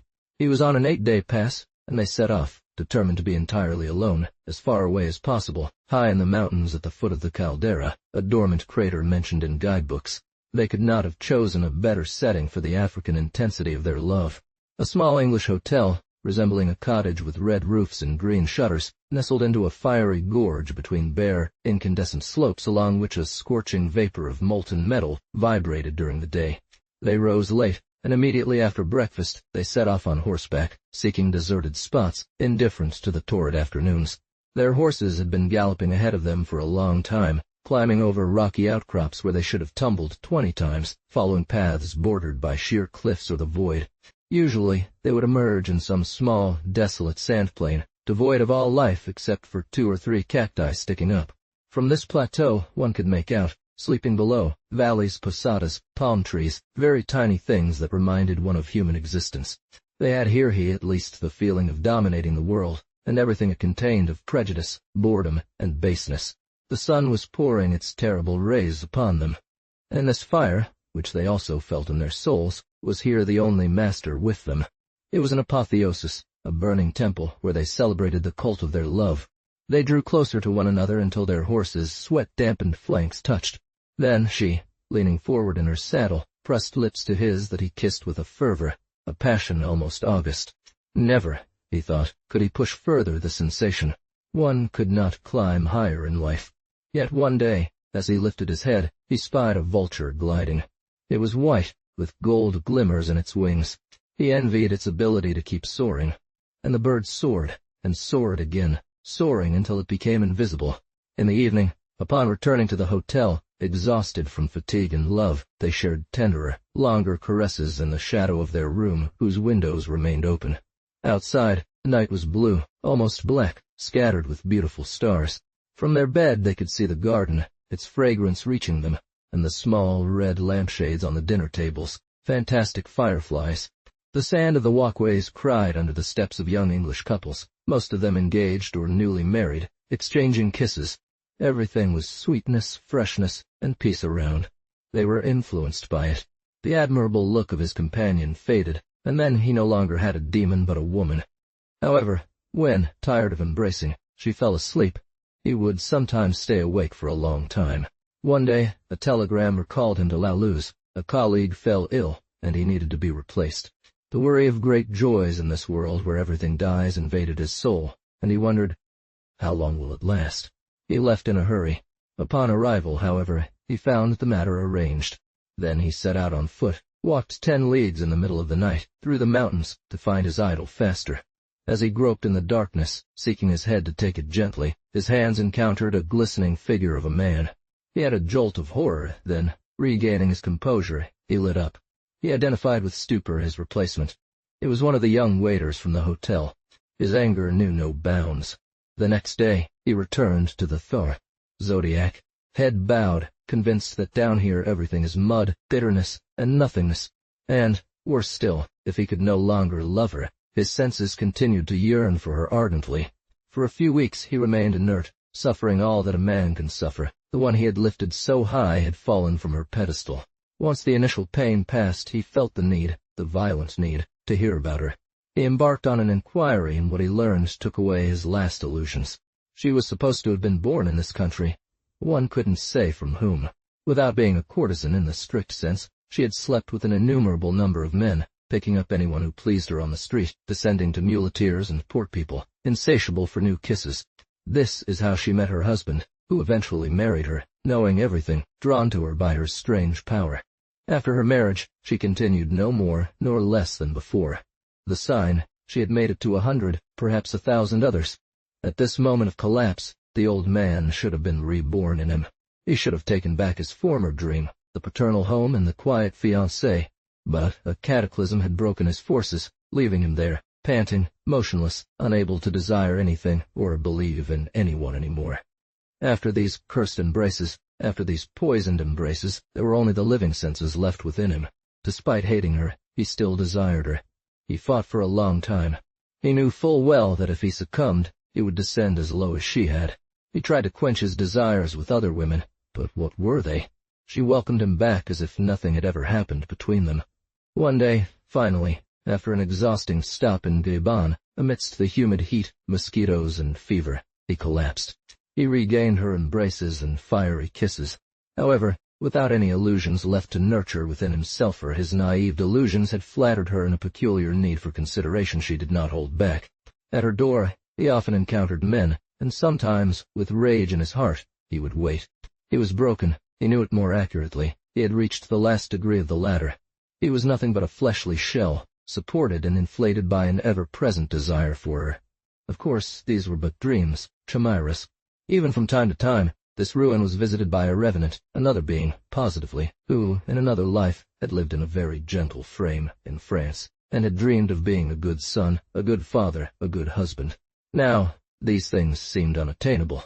From time to time he received letters in which they spoke of all sorts of things that he felt confusedly moving, but it was the tactile sensation of the paper that made him sure that such things still belonged to the realm of reality. Yet, the revenant did not tire. This pest persisted in haunting him day and night, his moral being refused to die. After a certain amount of time, he had enough of this struggle. He called for death, deliverance, from all the forces of his soul. Finally, one day in Dakar, wandering among African huts, he caught yellow fever, which carried him off swiftly. The ship's doctor who attended to him heard him murmur, in a horrible delirium, until the end. His eyes. Back in France, this doctor, ignorant the prelude of the story, recounted it one evening while dining at an officer's house, married for a few years. After the meal, which had been good, they were all together, and under the peaceful circle of the lamp, a child played on the carpet. The brave doctor never understood why this interesting tale had caused a chill. The officer, above all, paled. He looked at his wife and child alternatively without saying a word. Fortunately, the mother-in-law took up the conversation by saying behind her newspaper, "Don't talk to me about weak people." But secretly, they all thought of Felix and her, who, leaning on a balcony during blue evenings or brilliant middays, continues her sign, the same, and always infallible. At his eminence, or the chimeric pleasures Jules Barbie d'Aurevilly, strange and revered master, I take pleasure in imagining that this tale had won your favor. 3 sentences from Grimm's correspondence reveal a similar one. It is an example of the ravages that too daring a philosophy can cause to predisposed minds. This adventure made much noise. 2 soldiers, after being served a good dinner and locked in an inn-room, had written a long philosophical memorandum intended to make known the perfectly reasonable motives that led them to take their own lives. At his eminence, or the chimeric pleasures boredom, Ed and J. de Goncourt. A vidame. There lies the essence of time, the great sign and the great secret of this 18th-century society. One evening in October, around 1775, Arboisy slept in the fog, autumnal fog, opaque and sad, saturated with fine rain. Arboisy was an old small town built on a slope. A river, the Sauve, trapped it in its grey loop.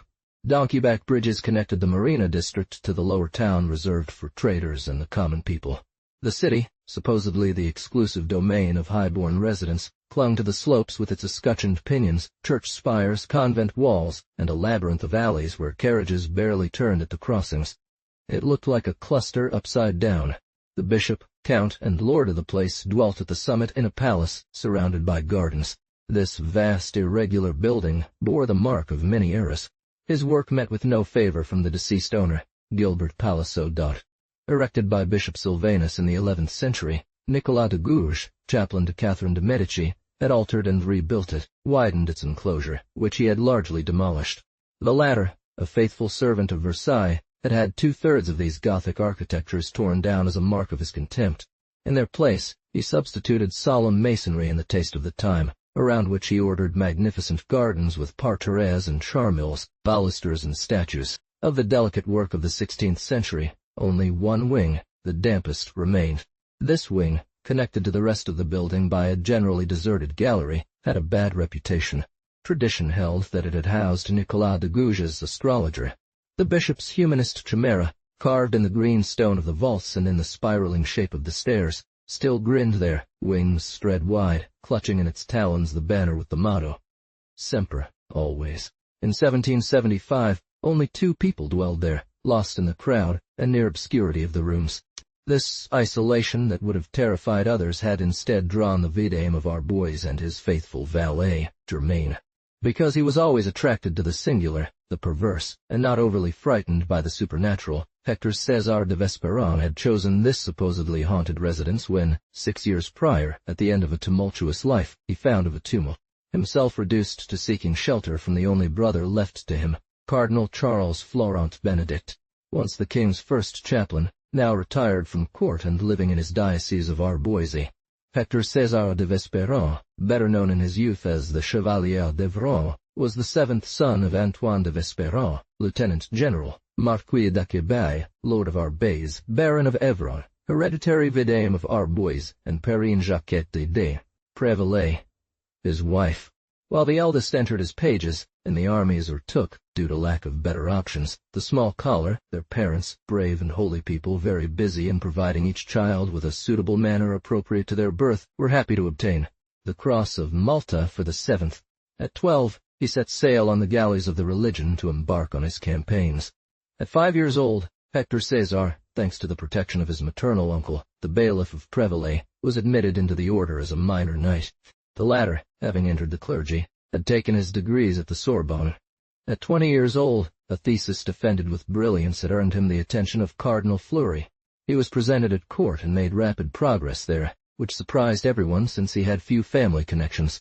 He distinguished himself greatly in the capture of a shebek on the coast of Barbary, and, without doubt, would have quickly risen to commandery if the unfortunate duel, in which he killed his opponent, had not forced him to leave the island and seek refuge in Paris with his brother, Charles Florent d'Artois.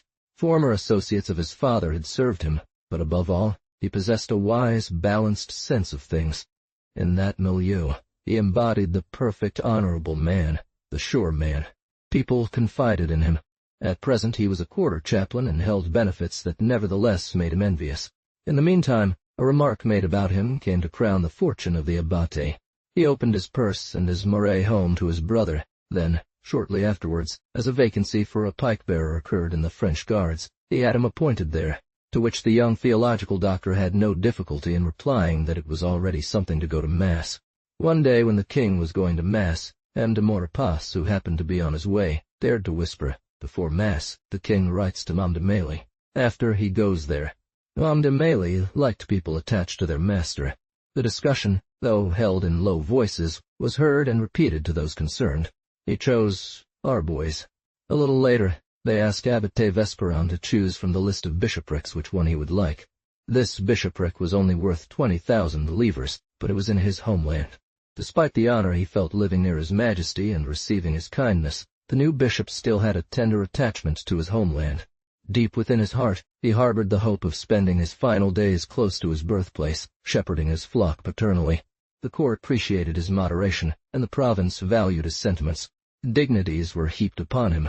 Appointed as general agent of the clergy, he proved firm yet conciliatory, ensuring the rights of all and earning the respect of everyone.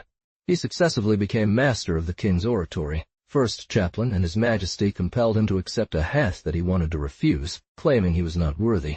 Already, he was seen as the future Grand Chaplain of France when, to general astonishment, he begged the king to allow him to resign his duties and retire to Arbois. This was concerning the temporal realm. The true reason was that the king's misdeeds greatly afflicted him. May His Majesty kindly consider that having lost his parents and his elder brother, Adonis de Vesperon, killed at Philipsburg, he needed to closely watch over the administration of his brother's property, scattered across land and sea for the thick service of the king, and respond to their constant requests for money. As for the spiritual, that his earthly master, whom he continued to serve in his diocese, allowed him to dedicate his old age to contemplating his master in heaven. Gratitude had bound him to Mrs. de Mailly, whose feelings, he said, are above conduct. She had indeed just made a final, edifying Christian act under the Silas. The king ultimately gave in to reason and let him go after 1,000 hugs and caresses. This man of God made a distinction, but he could not take sides against Mrs. de Pompadour. Before he left, he wanted to give her the collar of his orders to show that he still held her in high regard. His Eminence left, honored and, which is even rarer, with regrets. She spoke the truth about managing her fortune. Her brother Hector, consumed by a life of dissipation and gallantry, owed over 50,000 ECS that needed to be paid. The War of the Austrian Succession broke out around this time, and His Eminence quickly had the miscreant assigned a company from the Royal Barrois Regiment, which was recruited in Lorraine for Mr. the Count of Geysers. The knight performed marvels at Charleroi and Raucoux-d'Arc. At Vintimille, he was the first to enter the town. In Malta, bravery was highly valued. This gave the bailiff of Prevelet, who had become Marshal of the language of Avesnes, an opportunity to write to the Grand Master of the Order of Malta. Mr. Deveron, he commanded him, had strived to merit your forgiveness both by his valor and his repentance. The Grand Master granted the requested pardon, and to prove it, charged Knight Deveron, in 1748, with offering the king the 12 birds he had sent for falconry. His Majesty bestowed upon the messenger a cornet of the Dauphin gendarmes, both to recognize his personal services and to demonstrate that he held no grudge against the retreat of his brother. This was the brightest moment in Mr. Deveron's life. In the joyful years of the 18th century, surrounded by an aura of bravery and adventure, he did not take long to captivate women's attention. A circle of admirers listened to him in every drawing-room. More than once he brushed against the Bastille. His fine, sharp profile, the fierce caress of his gaze, won him conquests among the flowery silks of sofas in seclusion, while his spiritual, affable, witty nature, through his satires, paradoxes, and couplets, made him one of the most sought-after conversationalists. Calm. Housewives vied for his company, fearing him even more than they sought him. He frequented all walks of life, finance at Mrs. de la Reynier's and court at the Hôtel de Bouillon. At Marshal of Luxembourg's suppers he was an oracle. He was part of the small days at the royal palace, and the Mondays at the temple. This delicious and mad existence swept him away into the vortex of gambling, suppers, balls, masquerades, duels, salon ovations, and alcove victories. He became closed and courteous, flexible and shrewd, proud on occasion. Then, when his senses, sated by good company, craved a more frank indulgence, he became Richelieu's companion, or joined this joyful association of gourmets, carousers, former roués, made up of Prince de Barsac, abbots of Comminges and Louré, philosopher, Éclon, President Darble. It was the type of these incomparable diplomats that the salons of Paris formed at that time. His talents were indeed put to use. When war broke out, Hector César de Vesperon could not resist the desire to go to battle. He was entrusted with a mission in the circle of Lower Saxony during the negotiations preceding the 7 Years' War. Since it was not considered appropriate to send gendarmes, he wanted to buy a dragoon regiment. One could not acquire it for less than 100,000 livres. His Eminence, exhausted by his debts, refused him credit. He was in dire straits when Count de Gisors offered him a major's position in the Champagne regiment that he commanded. Although a cornet in the gendarmes held the rank of lieutenant colonel, Chevalier Deveron did not hesitate to accept the proposal from his former colonel. At Hasenbeck, he captured this redoubt where 7 officers and an entire company from his regiment lost their lives. He himself received the Cross of St. Louis, d'Artois. However blasé he might have been, he received her with tenderness. That small fire-colored ribbon, the enameled cross that he could still wear as a young man, was obtained by many only after 35 years of service. Everyone envied him, including his colonel, to whom it was not given until after him. Whether at court or in the depths of the provinces, it signified heroic deeds or long, obscure dedications. By special permission from the Grand Master, he was authorized to bear its marks at the same time that he would keep the Malta Cross hanging around his neck. He continued with his regiment the arduous campaign that unfolded between the Weser and Elbe until his friend, the Duke of Richelieu, sent him to the Elector of Cologne. It was a beautiful crowning of his career.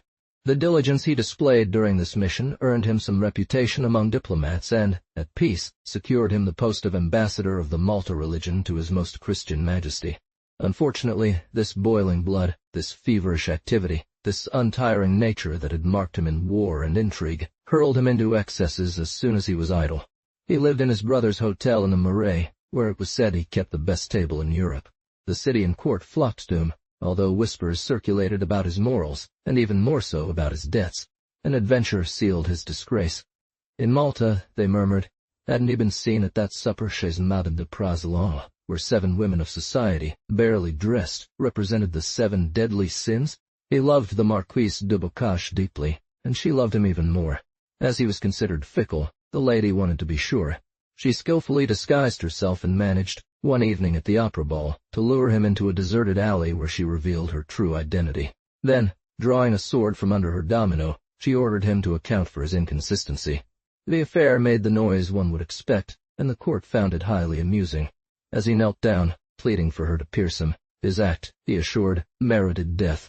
She had him put under arrest, willingly or by force, and began to deliver such furious kicks that she might have succeeded if a watch round had not taken them both. To the police lieutenant. In Malta, the scandal was great. The king there had it said quite pleasantly that this knight should be sent off to fight the infidels. He was about to depart when His Eminence intervened, paid the debts, and obtained from the Grand Master and His Majesty that the knight retire to Arbois, where he would surely bring him to his senses. They remained both alone of a large family. In fact, Hector Cesar fulfills the functions of this charge from the Middle Ages that had fallen into disuse. The younger was called Monsieur the Vidame, because the elder was the bishop, and the Vesperins were hereditary vidames of Arbois, that is, lieutenants of the bishops regarding their temporal affairs. This waster became an excellent administrator. He was the driving force behind the palace and its domains, had complete control over domestic staff, granaries, cellars, farms, decided on rents, tithes, remittances, and leases. This was a position where he employed his formidable energy that never ceased to work. With incredible clarity, understanding, and economy, he managed the intricate web of all channels that brought in a fortune, immense for the time, of 120,000 livres in rent. Despite being 60 years old, he had a steel temperament and often rose at 4 o'clock. After glancing at the kitchens and assigning tasks, he set out on his rounds. His tall, thin figure, wrapped in a deerskin hooded cloak, was visible from afar. He carried a hatchet in his pocket and a flute cane made from wood from the islands in his hand. He inspected the sizes, marked the trees to be cut down, ordered the buildings, repairs, paths, and work. Frugal with words, he spoke succinctly and directly. Having dealt with men all his life, he knew how to command their obedience. Feared but somewhat loved, his rare encouragements made them blush with pleasure. War, city life, and witnessing human miseries had made him suspicious and hard. No one was more aware of the people's needs and sufferings than he. His kindness was often at odds with his appearance. He took delight in threatening them with his cane. He gave alms discreetly, assisted poor sick people, carried broth and wine to pregnant women, and made children stand respectfully before his legendary figure. Sometimes he threw them a few pennies. Other times, like the King of Prussia whom he admired, he tricked their greed with sugar-coated dung. Today, he returned from one of these walks. He needed some rest to feel refreshed. He had 9 leagues on his legs, having gone that day to St. Nicolas de Lude, whose abbey depended on the bishop. For now, he was warming himself. The chimney, carved in tuff, with a flight of chimeras burning, reflected its red flames on the ice of the panes and on the leather-bound walls. Sword guards gleamed from their armors. He engaged in chemistry and dissection as a hobby. In a corner, a cornu and the skeleton of a quadruped testified to some curiosities of the Vidame century. Moreover, vast shadows filled the room. The lighting fixture of the apartment consisted of 2 lanterns, those seen on the poop of galleys, tall, flaring, thick with crystal and latticed with copper. They lit little. Their lid depicted a chubby child blowing a conch. No day came through the stained glass windows any more. They looked like tarnished silver, without color, crossed by vague blue lights. Dressed in dark silk, the bishop sat, his ardent profile reflected in the embers, his head leaning back against the back of his square chair. He extended his right leg towards the fire and cracked the tip of his silver-buckled shoe with the sole of his foot. Made of sturdy paper like those found in gentle Homieres 150 years ago, His violet stockings were protected from a too scorching heat. To think that he had been handsome once, today he was barely a wreck. His dry, tanned, jaundiced skin seemed too large for the bones it covered. His forehead and eyes had survived. Stretched, it wrinkled and hung in plaques, deepening around his mouth into two indistinguishable grooves that accused the sarcasm of his thin lips and smooth chin. The high, narrow, smooth, and rounded forehead, almost devoid of wrinkles, framed by the powdered wings of the catagon, heightened the grimace of the figure, imparting a lordly, haughty, distinguished, arrogant air. The eyes, indescribable, clouded with brown, scattered with green glitter, full of a contained fire that one guessed to be intense at times, were both imperious and gentle, penetrating like vines, and explained his conquests on their own. He never knew long rest. After a moment, he stood up and began pacing the room. He came under the lanterns. A library was placed there. His voracious mind no longer valued anything in the world but its boundless diversity, because it is a remedy for boredom. Opening the silk curtains, he discovered rows of leather-bound volumes, marked with the golden griffin of the Vesperines and their motto, "Step by Step." His books covered everything. The coach, which arrived from Paris once a week, delivered bundles to him. He received them from Holland and England, Venice and Paris, Frankfurt and Basel. There was the charitable French apothecary by Constant de Rebecque, to the Mogul days, a decent opuscle by a Chinese doctor, followed by very Mongol tales told by an old man sometimes young. None tempted him.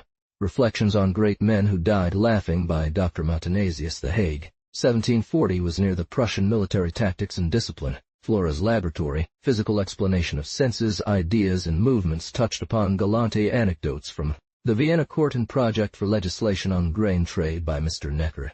The vidame's gaze turned to travels, Lord Seaton's journey through the 7 planets, Jean Ovington's voyage to Surat and other parts of Asia and Africa, Glansby's journey to Tartary, accompanied by adventures of Kings Loriman and Osmondar. Their reading stirred in him the desire to set out again, disgust for his present life, in the mortal calm of this bishopric. How he would have given to try once more the adventures. He had learned too late. Mr. de Choiseul, according to the newspapers, was recruiting officers for the Grand Lord's army. The affair was missed. It was a pity, for, by Jove, he had kept a pleasant memory of the war. Just at that moment his hand fell on a state of France. Never had a motto seemed so truly his own. He could not help opening it to the page of his former regiment, the Dauphine Gendarmes. Their standard is a stormy sea on which struggles a ship in the midst of the storm, and 3 dolphins that seem to be playing. Expresses that this company makes a game of dangers. In an instant, he saw himself again.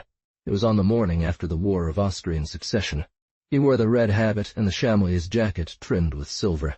Men feared him. Women loved him. Women, It had been nearly 6 years since he had tasted much of it. He had thought himself forever cured by the Arboisins.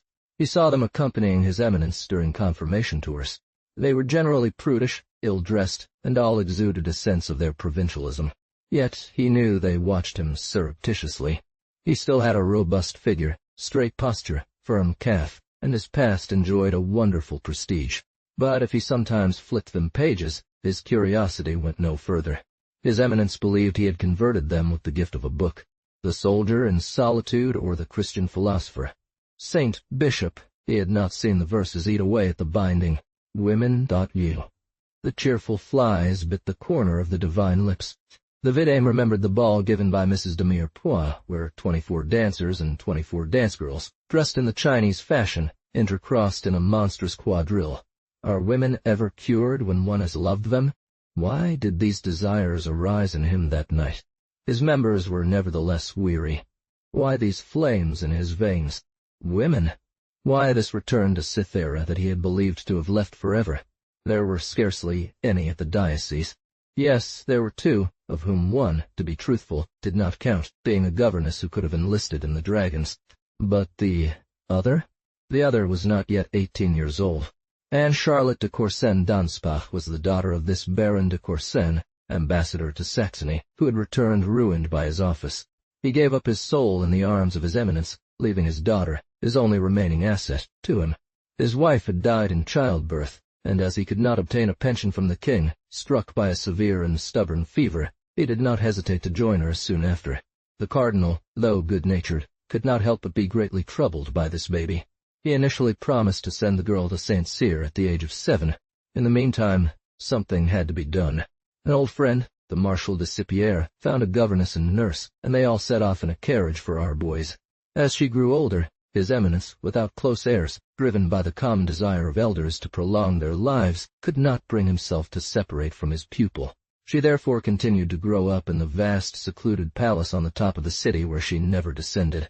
She was gentle, submissive, silent, and possessed a disposition to be beautiful. Her mother had been a beauty. Accompanied by a sour and strict governess, she strolled through the grandeur of empty gardens, played little the place did not lend itself to it thought deeply, and ripened quickly. She saw only priests and old men, severe and placid faces. The walls were grayish. Under the firs, cedars, sad and symmetrical greens, almost all of the flowers were wilting. Miss de Courson endured the fate of the flowers. Deprived of warmth, radiance, and life, a sort of sorrowful grace flowed within her. She was timid and wild, though in the neglect of her heart she dreamt. For lack of better, she loved the vidame. Only once had he lifted her onto his knees. She dreamed at night, in the vast four-poster bed where she felt lost. She dreamed of those familiar dwarfs drawn in the prints of her tales, confidants, good genies of imprisoned princesses, who would have come to curl up against her shoulder, bringing a little warmth to her bed. Only now was he telling her about the world where he had lived, and where she should live. The mysterious allure of women, even as a child, towards the man with many women. Where did Anne suspect the past of her friend? The devil knows. That past occupied the imagination of this lonely girl. More than the ecus and sugar dogs of His Eminence, she prized the jewelry that the vidame had bought for her at the turkey's grief. Within 8 days, he knew the fit of the doll, en rue Saint-Honoré, always dressed in the latest fashion, according to Miss Burton's decrees. He had given Anne shoes at Come-and-See adorned with emeralds.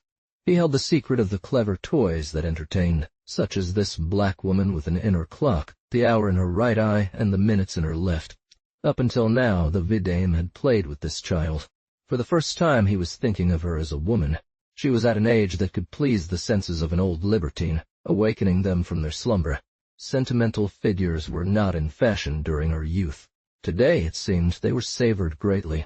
Before departing for the other world, he would need to satisfy this curiosity. Her height leaned gracefully. The night before, he had seen Miss de Courson picking flowers in the dew. Her bare, plump arms moved among the branches, brushing off the stings.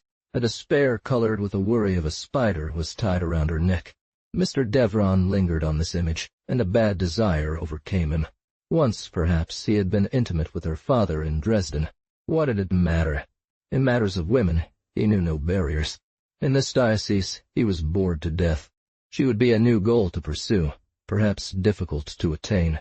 This conquest would be a prey offered to boredom. After, it would provide him with an hour and yet of ultimate satisfaction. He didn't want to know. His hand groped the last rays of light in the library. The first line was, "Charming sex that adorns nature." He found it to his liking and took it away to savor it better by the fire. He encountered a very small book that he pulled out, Hours of Cythera, or The Day of Love. The embers crackled. Outside, night had fallen. Now, everything was calm within him and around him. He read for a long time while maturing plans. Youth. Who had rejuvenated his master by 10 years?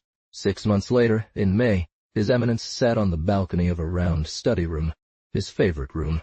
Late, Germain came to warn him that the cardinal was waiting for dinner, and as the vidame crossed the gallery, his old valet heard him humming, "Charming sex that adorns nature." A large chair had been rolled up to the window, lined with Persian fabric, and the prelate filled it with his overflowing forms. But today it was so mild.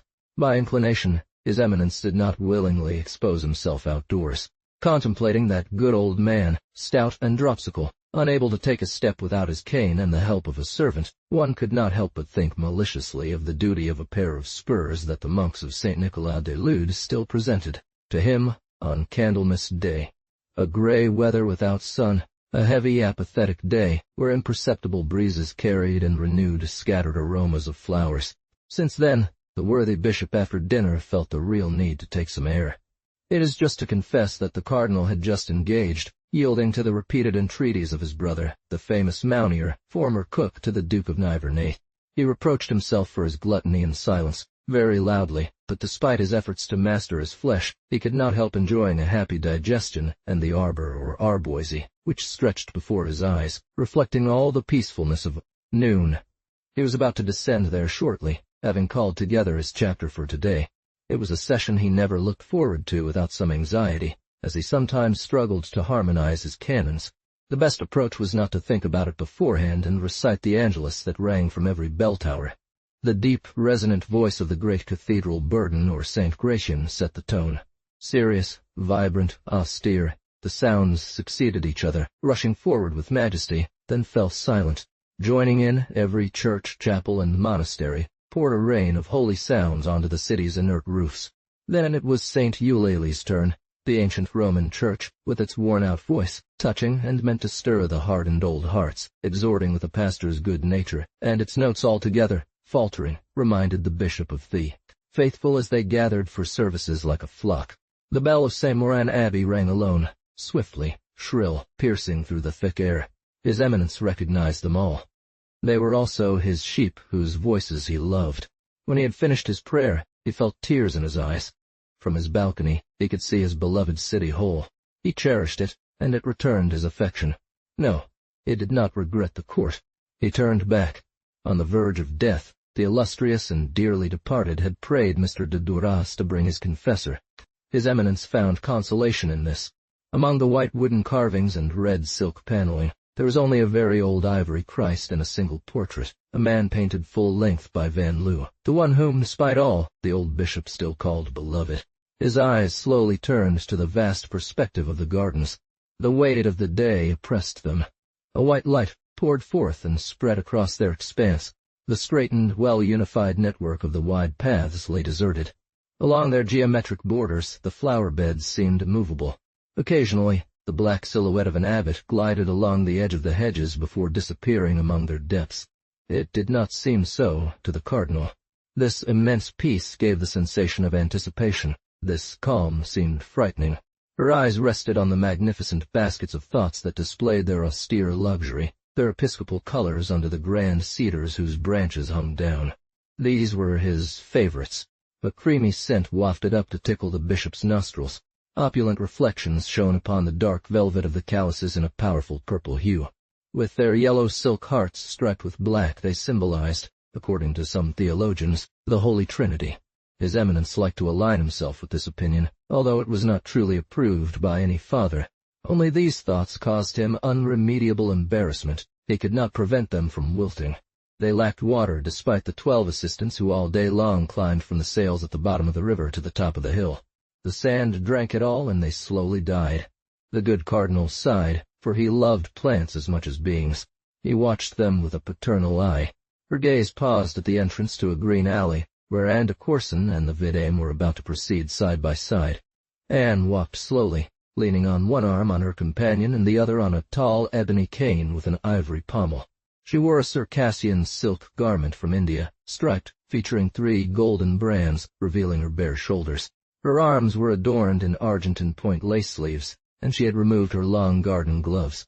The bishop admired, with a tutor's pride, this beautiful child who would soon become a woman. Small and well-proportioned, her slow and simultaneous development had spared her that treacherous hour that befalls young girls as they grow up. Her figure hinted at smooth, creamy flesh, the allure of a gentler age. A few more years, and she would need to be matched with a suitable partner. Her mother had left her with a proud gait, an upright posture, and almost royal curvature of the spine, but the sadness within her, like a melancholic sentinel, radiated painfully from her form, instilling a sense of indolence throughout her being, reflecting in her eyes and features the humble, touching mirror of her misfortune. At one point, she turned halfway around to remove the silk ribbon draped over her shoulders. Her graceful movement of the waist and arm caused her flesh to appear so desirable that the saintly cardinal momentarily closed his eyes, for God warns his eyes, servants of how cunning the devil is in luring temptation through the most pure of our thoughts. Perhaps Her Eminence would return to court when it came time to present Miss de Courson, unless she chose instead to enter a chapter as a nun, for one must guard against steering creatures away from the paths of the Most High. The priest once again turned his gaze to the flowers. Yet, as he contemplated them, he could not help but think of his pupil. Like them, she was indeed beautiful, and like them, too, She pined. Was she also condemned to wither, a poor seed fallen into too dry a soil that was not made for her, lacking a drop of maternal affection? Then came a day when this silent inquiry vanished. The bishop recalled the times when they brought her to him on her feast day, little, with a bouquet dignified and attired like an empress, in brocade robes and a necklace of pearls. She would press the rubies of his pastoral ring with her serious, adorable mouth, and there was in her gaze a deep, burning, unforgettable question that no doll's silver rattle or printed stories could satisfy. And a Corson had stopped hoping from life a tenderness that it would never give her. The honest cardinal felt his impotence and was deeply distressed. He observed with pleasure the affection that the vidame had for Anne. Perhaps he could manage to apply a little balm to that heart? A difficult task, but what devilish trick could Hector not accomplish? Now, embracing each other, they disappeared into the thickness of the branches. His Eminence's gaze rested on them one last time confidently before the prelate rose with effort. Someone had come to remind him that his chair awaited him. They were alone under the spruces whose branches formed an arcade. Nearby, on either side, in the dark path, the bloody flowers of rhododendrons burst forth. "These are the ways ladies dressed in my young days." For a while they walked in silence. Then the vidame, considering his companion, exclaimed, "Why, by Jove, my dear niece, this low hairstyle and that little cap?" Anne blushed, and, lowering her eyes, said it was Mrs. Cornet's suggestion, her governess. "If we let this dragon have his way, my dear, he would dress you as Queen Bertha did when she wove. You are lucky to have me here to prevent that." Mr. Devon, who agreed with her idea, had a hard time getting Anne to wear the new, shorter and simpler fashion dresses, more flexible than before. Mrs. Cornet insisted on the teachings of her youth, but the scolder should at least endure feathers. Once, ladies-in-waiting wore broched silks, baskets, trains, and rigid busk corsets like those in Velázquez's infants' paintings. I'll give it to you in 1,000 words. Do you know, dear child, the latest hairstyle conceived by Leonardo? It's called Map of the World Hairstyle. It is said to show all 5 parts of the world with the sun, moon, and stars. If I were you, I would adopt this hairstyle. You would find a double advantage there, staying in fashion and learning geography. "I know," answered Anne with a moody tone. "Do you always take me for an ignorant child?" She released his arm. "And who do you want me to take as, then?" He affected treating her like a young boarder, but at the same time, he skillfully made it clear that he had known many women in the past. Under various pretexts, he drew her into his room, where he carefully left some drawers ajar. Yellowed letter packages were visible within, surrounded by a favor. A scent of jasmine and amber still lingered. Some strands of hair escaped. Once, without seeming to notice, he showed her a snuff-box. It was set with fine gold engravings. On the enamel, a delightful miniature depicted a woman at her toilet, half naked. Above it were the words, "I built you a temple and take care to adorn it." All things that made Anne think deeply. What, so many women had disputed this man? Had he deigned to choose among them? Had he loved any of them? Had that mocking look softened for a few? Could that constant sarcasm have given way to tenderness? Could that inflexible posture have bent? What a victory! Would she know? Could she win such? Like all lonely children, she was proud. Her imagination could not entertain the idea that she would be surpassed by another woman. To everyone in that palace, she was a little queen. She was aware of her inferiority only in his presence, which he carefully marked by inflicting humiliations from time to time. This submission irritated Anne. Sometimes she would have given her life to crush the vidame's head under her heel. But as soon as he showed her a favor, she went into ecstasy. They had reached the end of the alley, a sort of dead end in green. If she had been less naive, she would have admitted that she desired to embrace him by biting him. A bench stood there, backed by a statue of Hebe pouring nectar date. They sat down. "Let's sit down," said Anne. A hum of insects vibrated in the silence.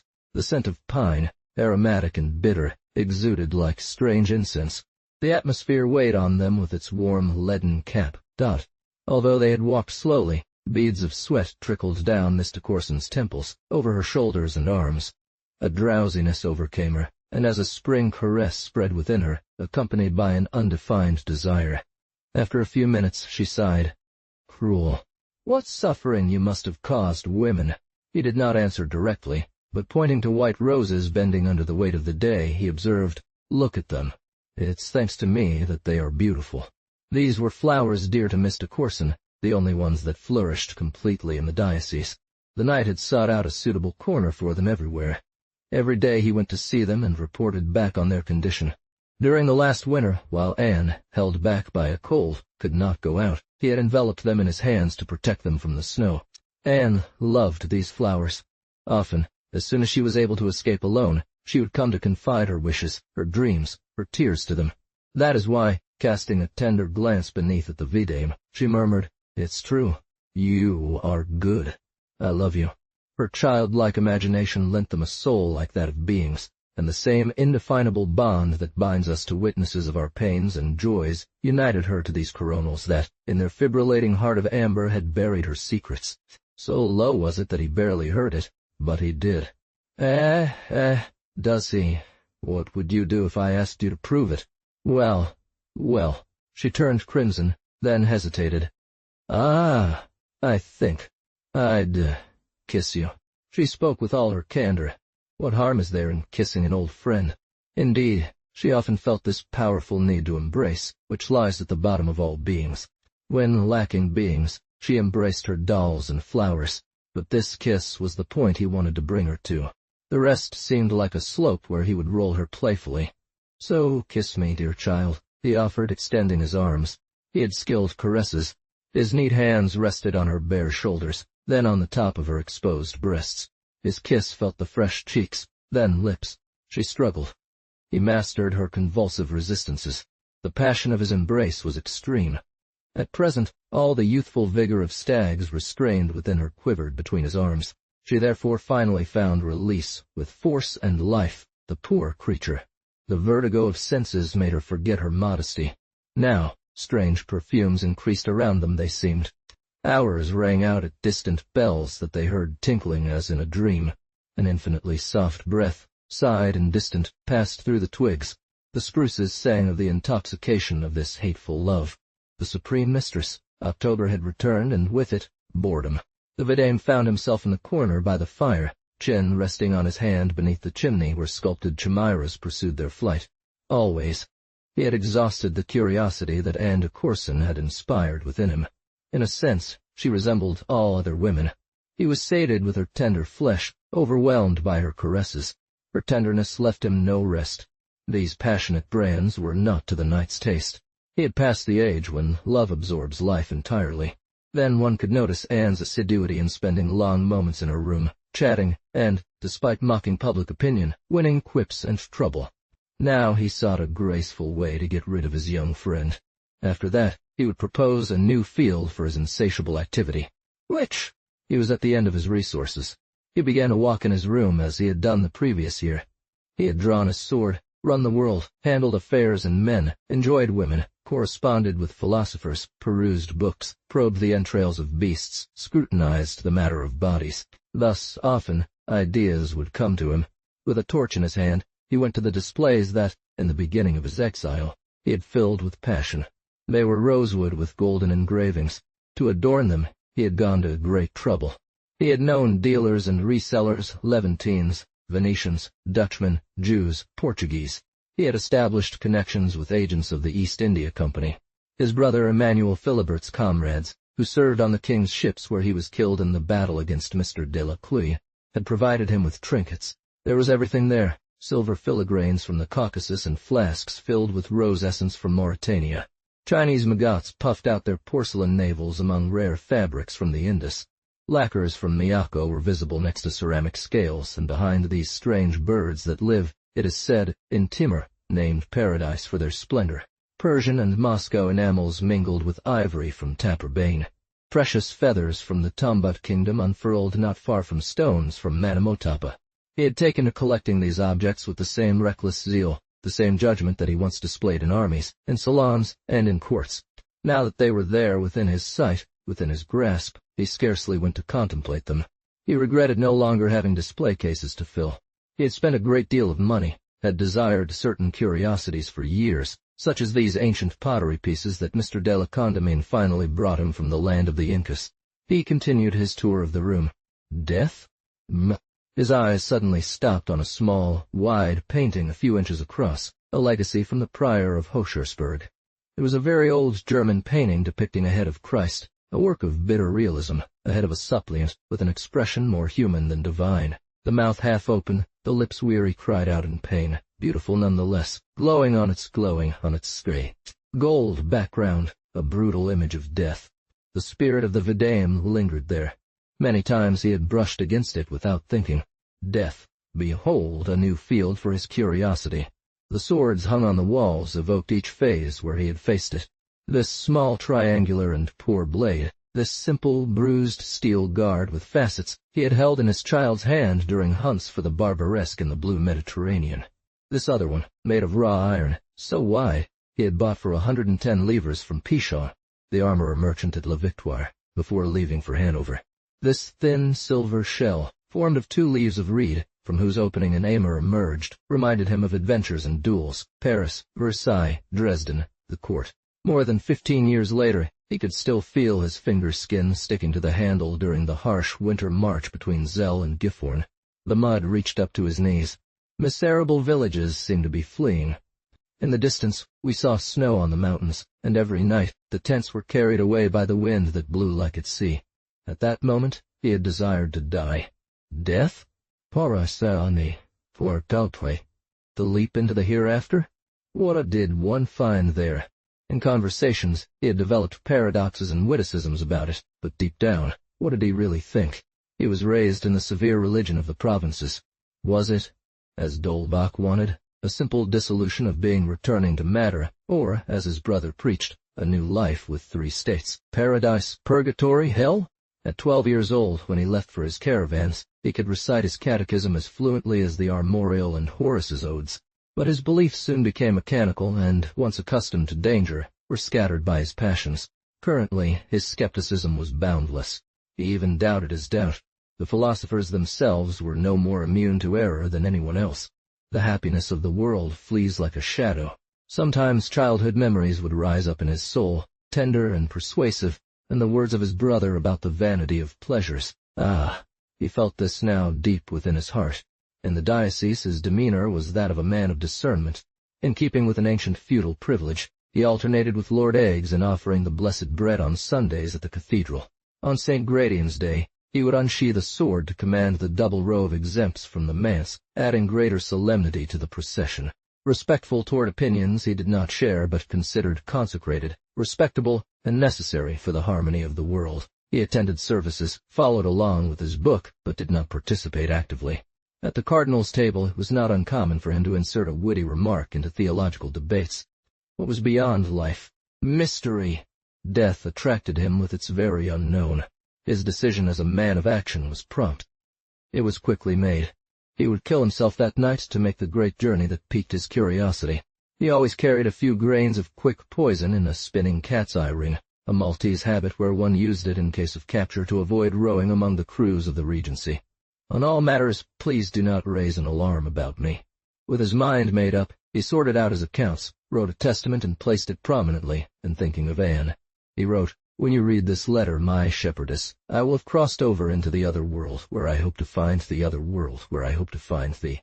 Interest lacking in this one. There are enough unpleasant people among humans who abuse their freedom to mix in our affairs, even wanting to keep us in this life when we fancy leaving it. Death, do you see, barely merits all the noise that good manners compel us to make around it. I hope you will understand and be silent, though that is much to ask of a woman. But I hear you. Your charms, you say, should have bound me to life. Though you are young, my child, you must know that I have suffered many others like those you have shown me. Even if your graces are priceless, madams, they are not enough to satisfy the mind and leisure of a truly cultivated man. Remember this advice. It will be useful when the cardinal, my brother, provides you with a husband in his way. It was presumptuous to want to conquer me. It would be vanity to claim to keep me. Do not cry in gratitude. I was the brave knight of Evron. Thanks to you, my old age knew moments of kindness. Allow that my gratitude bequeaths you what I possess. My trinkets are worth more than me. Take care of it. You will find somewhere my uniform, from the time I served in the gendarmes. It is this which held most dear to my heart. I also recommend my old Germain. Goodbye. Be happy. Love much, never too much. Be beautiful. I remain until my last breath your very humble and obedient servant. Then, writing down the address, he sealed it. Perhaps she would cry? Thinking of her tears, he smiled. He had only one more order to give, the menu for his dinner. He did not have the vulgar taste for fine dining. Having dined and supped at the best tables, it was difficult, especially since his weakened stomach accepted only delicate and light dishes.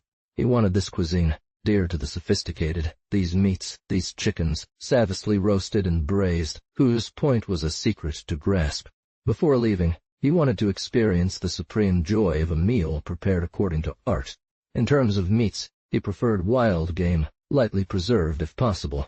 This man, who had lived on black bread, rotten potatoes and Hanover beans and poor salami on the galleys of the order, no longer accepted anything but slowly reduced sauces over a gentle flame, with a hint of spices, muscat wine, or cinnamon too. Enhance the legume juices. Having done so, he summoned Germain. After careful consideration, he chose a partridge, and, in writing, instructed Mounier to ensure it is killed 2 or 3 days before, and not to forget the Madeira. Place my setting here. Inform His Eminence that, feeling unwell this evening, I will not have the honor of dining with her. This note for Mounier d'Or. This other for Miss de Courson. She is likely retired in her apartment at this hour. It will be enough to give it to her tomorrow. Germain bowed, mute. He was accustomed to his master's capriciousness. The ringing of a silver flambeau that Germain had just placed on the table caused Mr. Deveron to raise his head. An hour later he returned and, still silent, laid the table with fine wines from the Lord's private cellar, Burgundy from the canons of Tonneray, Xérès from the commander of La Cueva, recognizable by its Spanish pelon. Additionally, on a tray stood 2 bottles. One, with an amusing belly and clad in green silk, contained Mrs. Amphu's famous liqueur. The other, very old Kirsch, a unique gift from the Abbey of Wiltersbach in Bavaria. His old valet had just left. He wanted to say something to him. This unexpected disappearance startled his master. But what? He realized that by testament he had left him an annuity, and that any extravagance was useless, so he did not recall him to say goodbye. Ah! He would see no more of them. The last of those he had been given to contemplate in this world was gone. The die was cast. He settled down with the hunger. A tantalizing aroma wafted from the adorned coverlets. He began to savor the confited duck-wing in a brown, aromatic sauce. He ate in small bites. At times he would taste the fine, aged Burgundy, or turn to the sweet alcohol of Spanish wine. He couldn't have chosen better. He took a peach from a basquiche he chose them himself in the orchard, but this one was soft. Then, all at once, after pouring a more generous glass of sherry, he removed his ring, turned the kitten with a hand shaken by an imperceptible tremor. Already he watched as the powder dissolved into the golden wine, and then, after a brief hesitation, he swallowed. He crowned it all with a glass of island liqueur, then another of Kirsch, exquisite in vehemence, which took over his palate. He perceived nothing but the juicy sweetness of ripe clusters, the generous fire of the soil and the vine, scorched by southern sun. He felt vigorous, and rising, he headed towards the window which he opened. It had rained. A magnificent moonlight unfurled across the entirely white gardens. The star, round and placid, ran among clouds on an colorless, bottomless mist similar to a diaphanous fog. Pale golden puddles trembled on the marbles. Water jets made it rain incandescent drops. Statues rounded themselves as vague as ghosts. A audible evaporation arose from water-saturated plants opened at evening, mixed with the cry of frogs, sad and gritty. Cold draughts, healthy smells struck the night full in the face. It must be good in the land where he was going to sleep. The poison would not be long in taking effect. The torches, due to their waning wax, cast crimson horizontal glimmers. He lay on his bed, fully dressed, with his eyes open. Christ's head appeared more bitter, more desolate than ever, accusatory against its golden background. He could not suppress a cry. He felt nothing until a sudden flame passed through his stomach, cramping him, stretching him, suspending his breath. It passed. Then came a second, then a third, then others.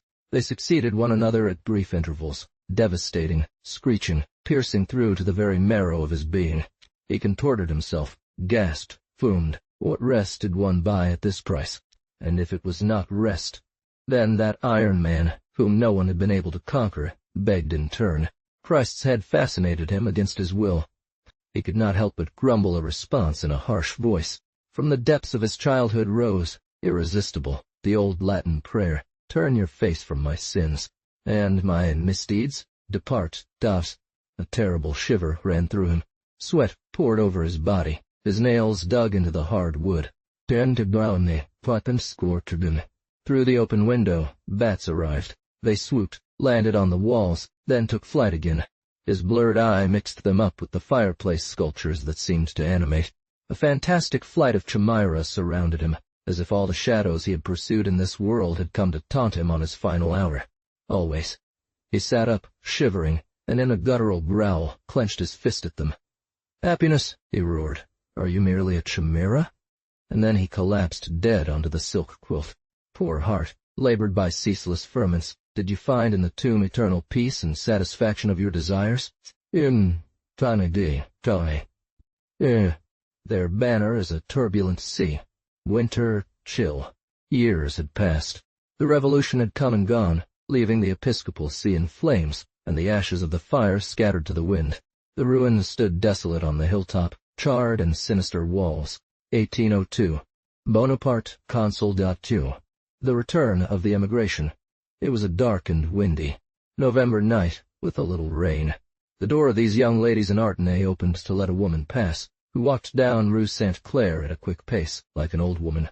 She hugged the walls as if she were afraid. Anne de Courson was returning from playing her game of yellow dwarf with her good friends, gathering her rebellious skirts into her trembling hands. Wrapped in mittens and burdened with her absurd creation, she kept moving. She clung to her umbrella against the gusts, splashing through the puddles on her delicate silk boots. Tears had carved their furrows into Anne's face, and her hair had turned gray.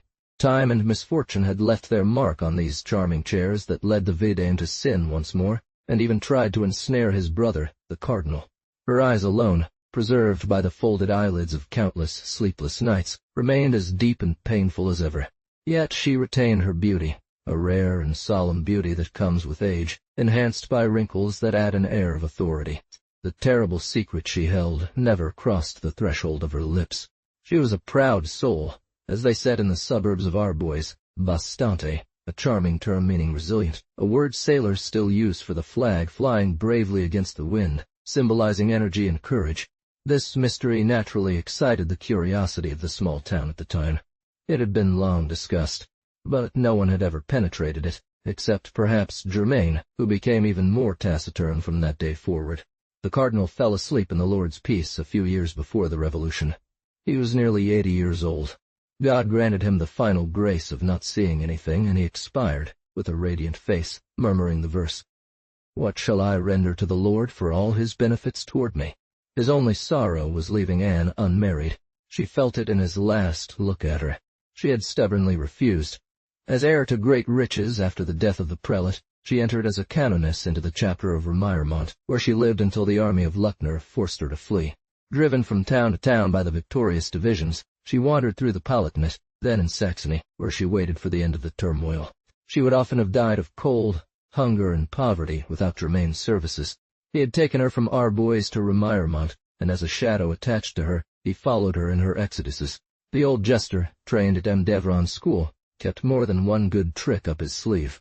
With a firm head, he took Anne's jewelry, negotiated it, and always ensured his mistress with a safe shelter and a relatively comfortable life. When he saw her overcome by tears, he would simply say, "Your blood is turned into water, Madame the Countess. You must be stronger than that." He even saved some familiar objects for the vidame, who accompanied them everywhere. When France was restored to calm, Miss de Courson wanted to return to Arbois. Nearing her old age, her young years seemed happy to her. She lived there on memories, the only balm for broken existences. For all, she was poor Anne who had been saddened by an unknown misfortune for life. The lessons of existence had made her pious. She spent her time in churches, which began to reopen. But in her small circle of intimates, survivors or émigrés returned to the port after many storms, who did not hide a sorrow in their hearts. Unfailingly, she would have a mass said on May 10th and another on October 25th for a particular intention. All the poor knew her. She spent part of her small income on good works, and the clergy treated her with consideration. She had just reached the end of St. Clair Street. Some who were sometimes amazed by her silence about herself would say, "She has a slightly disturbed mind, and that said it all." The reddish reflection of a lantern gleamed far into the mud. She hesitated. Through the breaches we saw the fantastic silhouette emerge against the night. The small street of the Tintinels, where she was to enter to find her door, climbed, narrow and dark, along the wall of the episcopal palace. The wall bordered the roundabout of greenery where, by miracle, stood the statue of a bee pouring the nectar. Only the arms were broken. Anne knew this place. Emotions, ghosts rose within her at that memory. She was on the verge of turning back and begging Germain to accompany her. But she knew they thought her a bit mad, and that feeling hurt her. She didn't want to add another tale to those already told about her, and signing off, she set off resolutely into the street. The downpour accelerated. Water flowed from the gutters with a monotonous complaint. A cat let out a high-pitched mewl that pierced through her, causing immense pain. She walked with her gaze fixed on the ground, rounding her shoulders, trying not to see, not to think, not to hear. She recited, Ave Maria for the departed souls, to absorb herself. Suddenly, a gust of wind ran down her shoulders, swept across the earth and branches. She was halfway down the street. It was the mournful flute of the west wind that seems the soul of the deceased on the roofs. She couldn't help but look towards the wall. Through a crack, one could make out a statue. Its broken arms showed Anne the tragic image of her one true love. Ah! The branches of the fir trees shivered as they had when she gave herself. Those were the same whispers. Fortunately, just around the corner, she saw her home. She rushed to the hammer and pounded on the door with doubled blows. Only the rough breath of winter sent them back to her more hollow, more sepulchral, like a distant echo of the voice of the dead. Mad, she climbed the hill at full sprint, her breath suspended, feeling pursued by a spectre. Inside, Germain, gruffly respectful, answered, I'm coming. I'll go, madam. Werewolves don't roam the streets. All these memories were too painful. More dead than alive, she collapsed on her settee in the drawing-room, at the fireside corner. The embers glowed a rosy hue. In a cage, canaries slumbered peacefully. A lamp with a low shade cast rich, golden luminescence. Miniature portraits of the cardinal and vidame hung on the walls, alongside his swords, out of place in a tranquil maid's chamber. Anne de Courson slowly regained her composure from her fright. When she had recovered her senses, she approached a wardrobe and opened it. The gendarmerie uniform lay inside, red and silver, wrapped in cloth perfumed with camphor. She thought of the man, the only man she had loved.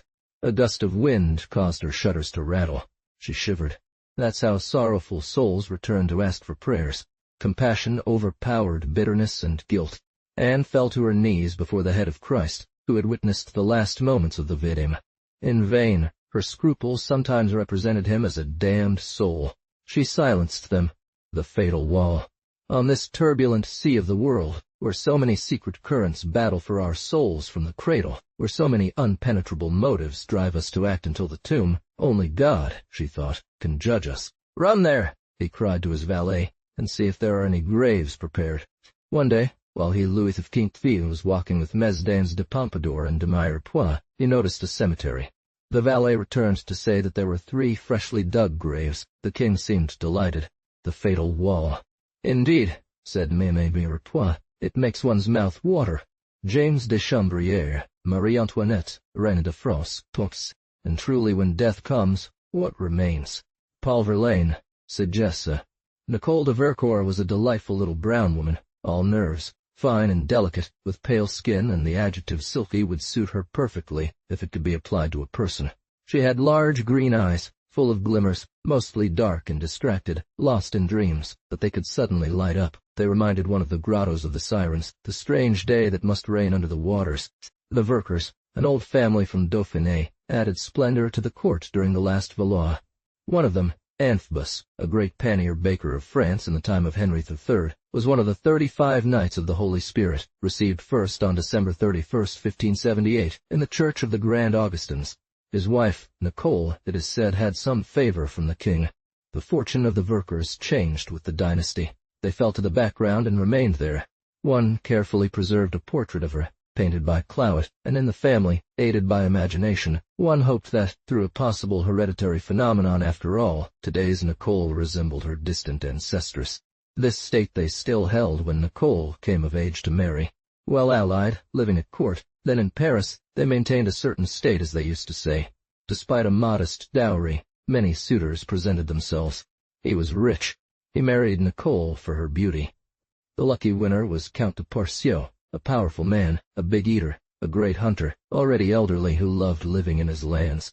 The families were equivalent, the fortune far superior on the husband's side. This was what they called a beautiful marriage for Nicole. At first glance, all seemed well. Only a few caustic minds took pleasure in noting the mischief of chance, which had united the harp of Vercors, a coat of arms, with the piglet of Porcio on their shared silverware, within which Nicole struggled to bring comfort. But Nicole had too much nerve, while her husband lacked enough. Sir granted Madame 6 months in Paris, from February to July, and Madame, to please Sir with a generous revenge, agreed to lock herself away for the autumn and winter at Rochepens, a magnificent residence of the 14th century, complete with veterans, battlements, underground passages, moats, a plethora of grim legends, thick walls measuring 1 meter.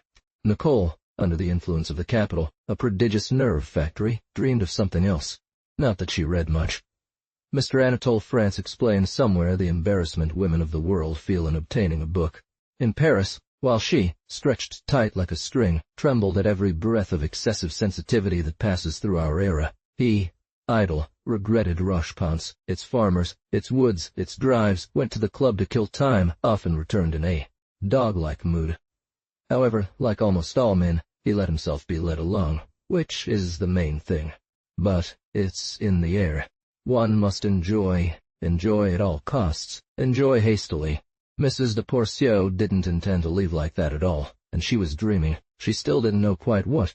There are so short breaks between tea times, dinners, visits, balls, shopping, theater performances. From top to bottom of society, across Paris from one end to the other, on the street, in the woods, at the theater, listening to the gypsies or Mrs. de Noailles' verses, one feels that chill. How many have left from all living hearts to the solitary dwelling, without drinking the honey, nor breathing the wind of earth's morning? If one thinks about what needs to be done, where one needs to go, what needs to be seen, one is positively overwhelmed. So she had not yet thought through the precise material form her dream might take, which until now had been a bit vague. Empty soul on days she needed it. I'll think about it as soon as I have the time, she told herself. In the only moments she allowed herself to be free, in the evening before sleep, and in the morning after waking, especially when she heard her husband snoring like a seal nearby, she would consider taking a substitute. Someone kind, gentle, well-mannered, who wouldn't ask too much, to whom she could give even less, but who would still fulfill her. Yet she never seemed to find that time. That time, however, came in July, when Paris is emptying. Mr. de Porcio had already left to take a look at his wheat harvests. One fine day, Fortune, who sometimes is our friend, brought Nicole face to face with Pierre Lehoux. It was in Puteaux, on the Seine island, buzzing with gentle paths and harmonious music, which reminds one of Prospero's enchanted kingdom.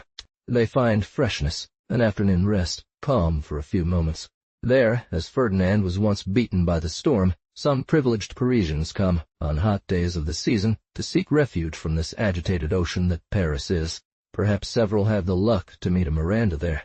There are winding paths, hidden corners where a couple sometimes sits to talk more comfortably. It's a club, yet it's a neutral meeting ground. In the shade of large red umbrellas, by the water, in varnished chalets, among flowers, tennis courts, lawns, all charming nature preparedness groups of men and women in fashion sit down for tea around small tables, chat, sip, watch players run in bright helmets. Many different worlds, all elegant anyway, mix there. He seemed to have a tender soul. At a gathering for tea, Nicole de Vercors found herself next to Pierre Lehoux, and from his first words, she sensed the object of her desires. In less than a few minutes, she discovered he had been raised by his mother, widowed very early, and that he had not done military service. He was a tall boy with an agreeable face, well-dressed, gentle, polite, the kind who make you want to whisper the popular song. Beautiful, beautiful young man. Would you like to come up to my place? Beautiful, beautiful young man. This gruff tendu soldier later became a colonel, knight, and then a baron of the empire, and was proposed for this order of the 3 whiskers that Napoleon wanted to give to the bravest of each regiment. If Nicole confirmed the assumptions of inheritance, Pierre seemed determined to disprove them, as he descended directly from this Baron Lehoux, colonel of the voltigeurs of the guard, who, as a sergeant, amazed Larry while having his arm cut off, calmly keeping his cheek clenched as if they were trimming his nails. Everything about Pierre Lahuchy's shoes, his clothes, his manners, his relationships, his conduct, his words, and even his ideas, if one can say, sour, just right, almost excessively so. His own grandson perfectly embodied the type of accomplished young man who has done nothing, is nothing, and does not want to be anything other than a faithful mirror of fashion and an impeccable reflection of opinion, who, in doing so, embody in their person an entire civilization, summarize in a precious way the refinements of an era. It was this excess that Nicole found appealing. With him, she would have nothing to fear, at least that's what she thought.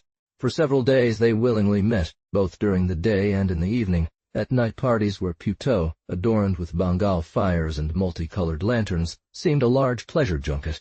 Pierre knew all the gossip, shared Nicole's opinions, delighted in Bostoning, played tennis gracefully yet allowed himself to be beaten. His strong point, he said, was bridge, and as a particular talent, he wove admirable vests. Nicole thought she had found the rare bird, and a significant weakness. She told him so. From that day on they loved each other timidly, little by little, one not wanting to take too much, the other not daring to give too much. One wouldn't dare swear it. Yet even in this July, when the world lets out a breath, there's still so much to do. The tailor, the milliner, departure races, friends coming to say goodbye. No matter how they expedited this one, made someone else wait, put off one, sent back another. Could they see each other for 3 hours a week? Then they dared not, for fear of causing trouble. It was almost the only real, deep feeling in their two existences, all on the surface elsewhere. Yet they loved each other, one might say, madly, if such heads were capable of pursuing madness that could unseat them. Alas! They had to part soon. Pierre was going to Trouville, Nicole to Roche-Pense. Meow! They were to meet again in the fall, for Pierre, through clever maneuvers, would be invited to Vautrate with the Puyrens, neighbors. In the heat of their goodbyes they'd sworn to write to each other every day. An imprudent promise, difficult to fulfill faithfully on both sides. Color and tenderness, which he scribbled late at night, very tired, taking away from his rest. What was he doing? She wondered. Certainly, and she knew by experience, the life of the world does not leave an instant's respite. Also, while Nicole, lost in immense halls, without distractions at the bottom of her province from which the neighbors had gone to sea baths, kept a meticulous record of her impulses, thoughts, sensations, and sent it to Pierre. Pierre, having only changed gears, despite any miracle he accomplished, could only write hurried words, lacking interest. Could Pierre not have sacrificed a part of his tennis, or even a dinner, to give her news? But now that she was idle and under the charm of Mr. Marcel Prévost, it seemed to her that she had to put the world aside. Hour by hour, she wanted to know about his life. At present, isolated, folded in on herself by the force of circumstances, she loved him truly. Did he still love her? What she had not given him in person, she gave to him in thought. At first, perhaps, he had not been generous enough. Were other women taking him from her? She would have wanted to be sick, even to die, in order to test his heart. The ungrateful one, she sighed. If only he could see how much he is causing me pain. Having never suffered from genuine sorrows, her grief seemed infinite. For a moment she thought of killing herself after writing a moving letter. She would be so happy to show off her beauty to Pierre when he came in the fall. Then, during those days, she received a wonderful coat, which made her reflect that this world still contains some joys. Everything happens. Even autumn, and Pierre came. However, it did not happen without difficulties. She first had to get herself invited to the Vautrate, feigning a passion for hunting which surprised everyone. No prayers rose to heaven more fervently than those of Nicole de Porcio for the recovery of Mrs. Baroness Lehoux. Then her mother fell seriously ill. For a moment one could fear that the plan so cleverly woven would be torn apart at once. From time to time, it is true, he did have some compensations. These prayers were answered, to the detriment, for example, of Pierre's tranquility, because since he had been at the Vautrate, the role he was forced into condemned him to cover miles on foot, in the sun or in the mud, with his rifle on his shoulder, and to appear delighted. Nicole came to visit, but she could not go beyond the limits set by custom. Never had the Puyrens found this little woman, usually cold, reserved, haughty, so agreeable. And Peter still didn't find them polite enough. They returned her visits with precision, accompanied by all their band of guests. Amidst all these people, he and Nicole could barely see each other, speak, or say what they wanted. And it was the same at every chance encounter, at lunches, dinners, hunts, drives. Once Nicole invited him alone for lunch. Mr. de Porcio having left immediately to make a tour to instruct his guards, they had a few good hours together. The only result was that they desired more, but Mrs. de Porcio dared not repeat this audacity. In the provinces, as someone spiritually said, the greatest occupation is to concern oneself with others' affairs. Nicole knew this, and she had not given up her reputation. Finally, one day, heaven, as she called it, came to their aid. The Latuns gave a ball. The Latuns, extremely wealthy bankers, held true grand days in the country. It was a court of society whose dreadful rulings held sway. Severe in their judgments, especially as they could be for themselves, they only invited notable people. Pierre Lehoux was barely invited. Nicole had to intercede, which bothered her. So for a few waltzes, they experienced the supreme pleasure of embracing and mingling their breaths. They were able to glide together on the river where gypsy violins ran, incomparable cantillans, blending the shivers of death with those of love. Yet they refused to dance the cotillion together. Barely did they exchange a few intimate phrases in the gallery before heading to the buffet. All of this came to an end. At 2 o'clock, everyone retired. Yes, already. Most had a long retreat ahead. The Puillerins left, forgetting Pierre in the tumultuous flow of their guests. Nicole, at the height of joy, suggested to her husband to take back that poor Mr. the Oak that one would deposit at Vautrate on the way. No, pas-tu, Chamois. Mr. de Porcio agreed, not without a suspicious look. No. On the gray velvet cushions of the comfortable omnibus, they squeezed in 6 with difficulty. Jacques de Rain was a big boy, very much of a good time. A fanatical hunter, he got on well with Mr. de Porcio. Besides Mr. de Porcio, Nicole and Pierre, there were the Rains. A young family come to spend a fortnight at Roche-Pense, then an old cousin, the Viscount de Boissonnas, who made a long stay there every year. His wife, kind and colorless, a real chatty person whom she repeated without seeing any harm in it herself, was an endurable companion for Nicole. As for Mr. de Boissonnas, he was a gentleman of the old school, single, half-ruined, charming. Despite his 60 years, he still wanted to go to the ball, because he thought it pretty. He regretted, he said, not having a daughter to take for a drive. Without his accursed cramp, he would have danced. At Roche-Pense, he spent his leisure time reading. They first tried in vain to light the internal acetylene lamp. This was an opportunity for Mr. de Porcio to utter his favorite curse, "Good would God," which greatly displeased his wife. She squeezed Pierre Lehoux's hand under the covers to share her annoyance. They felt close together.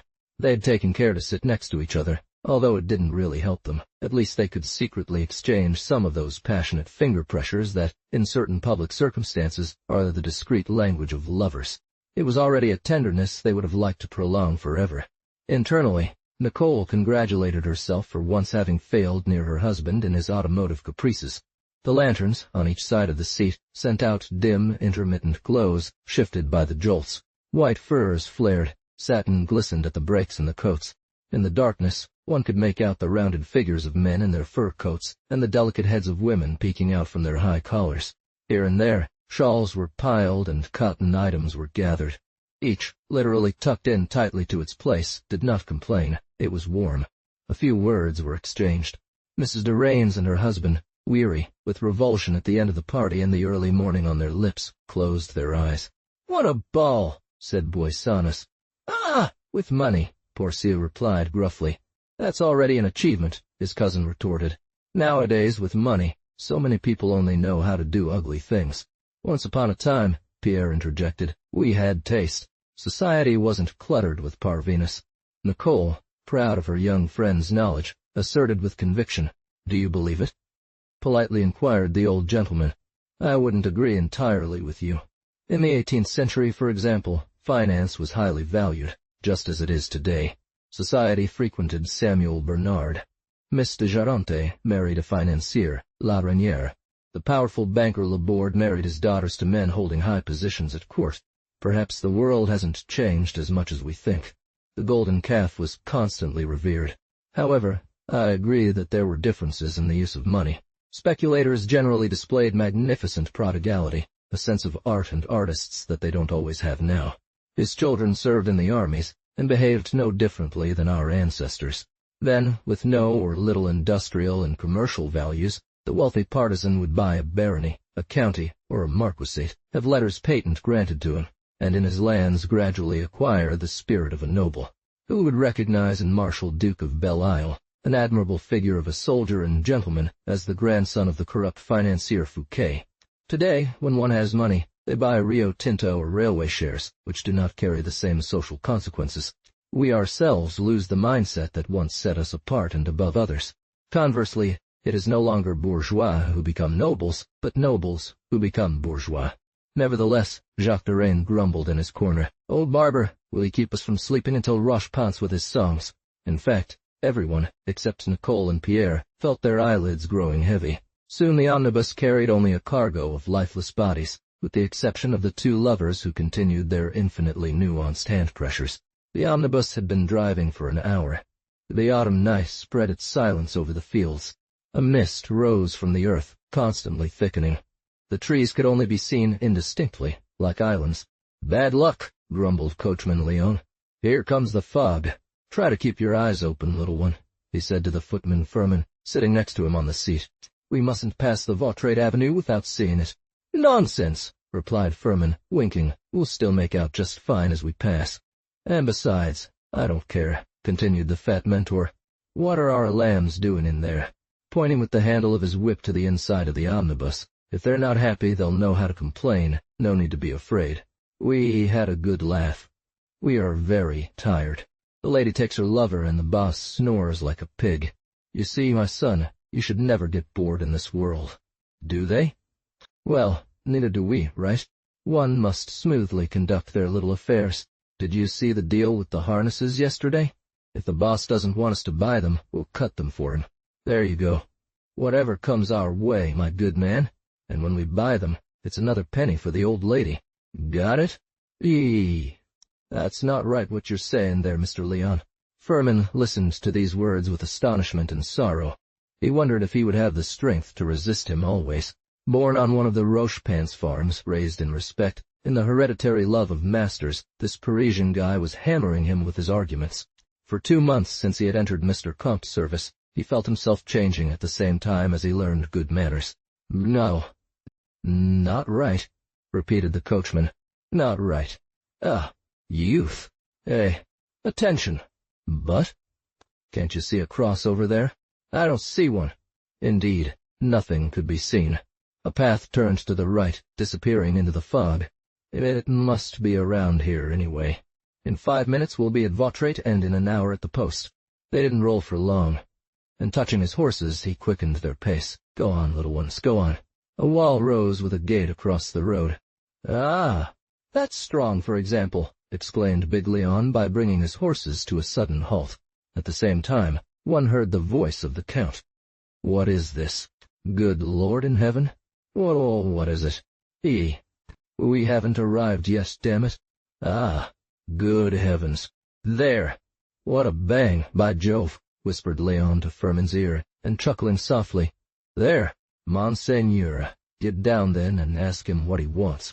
Furman presented himself at the door. "Will you tell me what this jest is?" "Sir? I find it bad, you know." "Count, Leon says it's a wall." "Buy. But what wall? God, idiot. I see that clearly." Pitifully, Furman let slip. "Do. I know, Sir Count. Here I admire me. A wall. Damn." His master, though heavy, sprang forward with a bound onto the road and, in a few steps, was by the unexpected obstacle. "It!" he cried to the coachman. "But it's the wall of St. Luce Cemetery. How on earth did you figure that out?" "Madam, Sir Count, Furman couldn't see the cross. They thought it was the first road on the right." "Bloody ass! A place where you've been more than 10 times in recent days. Turn around, dot, straight ahead. Then on the road, take a left and keep going until the village. 500 meters further, you'll come across the Vautrate's gatehouse. And don't try that trick again, because I wouldn't laugh, you know. He stretched us by at least a half-league." He got into the coach, slamming the door and shouting, "The beast!" Everyone inside was awakened by the alarm. "Ah," Jacques Derain laughed. "Ah, what a good one. In the cemetery. What a joker. Say, does your coachman have any fun ones? It's because he thinks we're tired." but in this cold weather, I'd rather curl up in bed than in a hole. Ah, ah! Now I'll buy. So laugh away, Porcia? Only I could see an illusion there, said old Busanus. Leon probably thinks I'm too old to go there rather than to the dance. And in the shadows, the cousin had to smile without bitterness, cleverly. Mrs. Durrains didn't know whether to laugh or cry. She ended up laughing, like her husband. The day after tomorrow, he'd have to leave again. As for Nicole, she trembled like a leaf. Pierre said nothing. He only had one thought. In a few minutes we'd be at Vautrate, and that happiness for which he had done so much, from which he could only gather fleeting crumbs, would be gone. In the shadows, her green eyes cast these strange gleams that they lit up when she was deeply moved. Time is short from vine to press, from dawn to day that wanes. Rhyming words buzzed in her head. Already your fiery life inclines towards evening. Breathe your youth. That was youth. To the great night. Pierre was descending. A race where we had no time for anything. A love we couldn't satisfy. The others. Many fevers and many sorrows, many misunderstandings and many desires. All this leading to what, my God? She squeezed his hand coldly, sadly. Then, when they had left, she wanted to sleep. At first, she couldn't. Mechanically, through the window, she watched the landscape. The moon, like a pale, haggard face, dipped into the fog. The campaign stretched as white as a shroud. All sorts of ideas that she had never had crossed her mind. She remembered the painted dress and the portrait of her ancestress, great Nicole, the beloved of the king. It was a mourning gown scattered with bones, like the clothes Henry III, they say, loved to wear. Love, death. The gypsy violin still rang in her ears, the double refrain, now inseparable in her heart. She finally fell asleep, but she had a mad dream. The Lachin ballroom was there, with all the guests. Only they were all just skeletons now. They stood in rows, paired off, around the hall. In the middle, there were two hers and Pierre's. They still held hands, left hand. Hard hit the story you are about to read is fabricated from start to finish. Several press echoes inform the public of disturbing trends among naval crews. Real or imagined, these trends deserve consideration. Some remain convinced that under determined, energetic officers who know how to take advantage of circumstances, these trends, if they occur, can be overcome. Anyone who has had the honor of serving in the Navy has felt within themselves the response a lieutenant made to a reporter from Le Figaro in Casablanca. These men, sir, we could take them to the end of the world. Cogndura.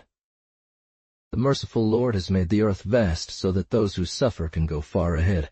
E. M. de Vogüé, Vangeli Tarts. The destroyer Hashi, leading an escort waiting at anchor in Djibouti, was heading to Makalak, a city unknown on the south coast of Arabia.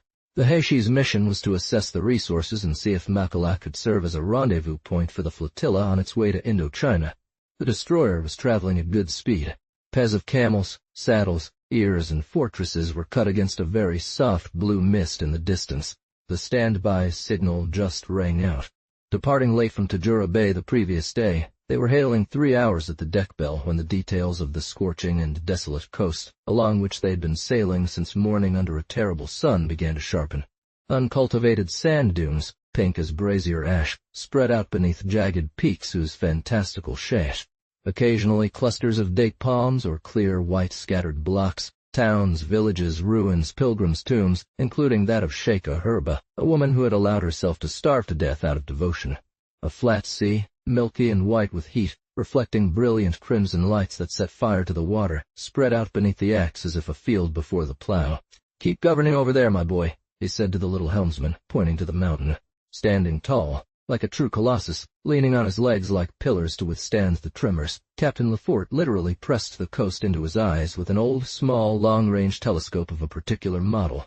He had seen for a long time the flattened peak of Jebel al-Kara, a magnificent white marble hill that overlooks the city, beginning to distinguish the ravine that cuts it in half at mid-height. He could make out the 4 towers mentioned in the Thér. Instructions. He began to look for it, too, using his magnifying glass, his stocky hands forming a shield. Then, turning to a lookout who was amusing himself by watching a gathering of Arabs through his binoculars, "Grant me peace with these foolishnesses, and seek the mast of the governor's house flag." He pointed to the spot on the map with his thumb.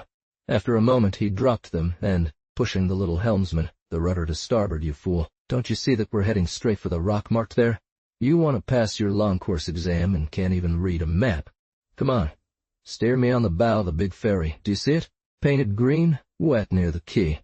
And this mast of the flag? Aren't you up there? No. But tell me about an idiot. You don't see it, great fool. Right by the tent pole?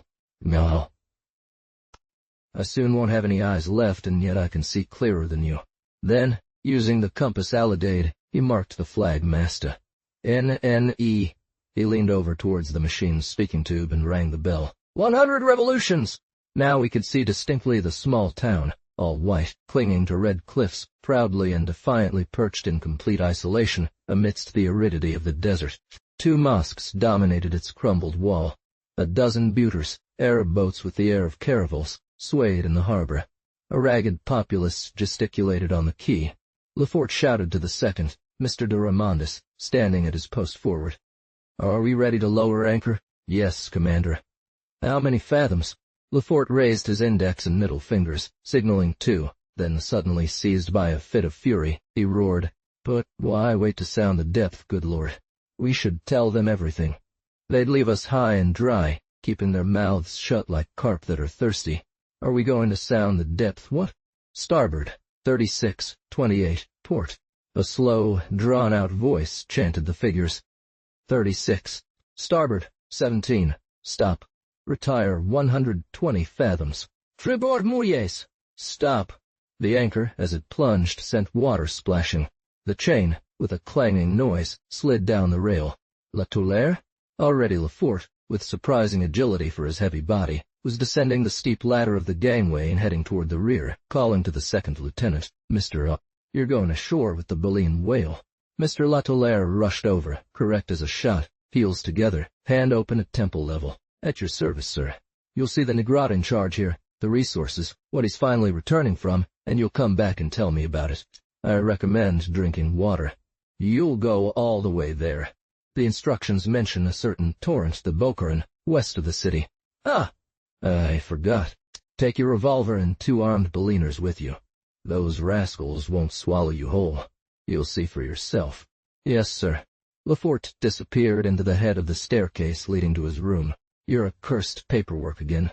His clerk followed him, holding a bundle of regulatory prints. "How many signatures?" "Just 100. "Well, give them to me. You pray Mr. de Ramondis comes to speak to me as soon as he has finished the arrangements for the dock." And, sighing, exhausted by the heat of the tiny, overheated metal cell, he began to sort through the ever-renewing pile of papers that consumed his intelligence and activity day after day. After a rather long time, Mr. de Ramondis' small frame bent under the low door. Despite it all, he hummed the ironic line of a commissioner from among his friends, "Papers first, war is just an excuse." "Ah, there you are, not too late. I'll have you called. It's about the beacon from last time. Commander, upon reaching the anchorage, you don't need explanations. That's enough.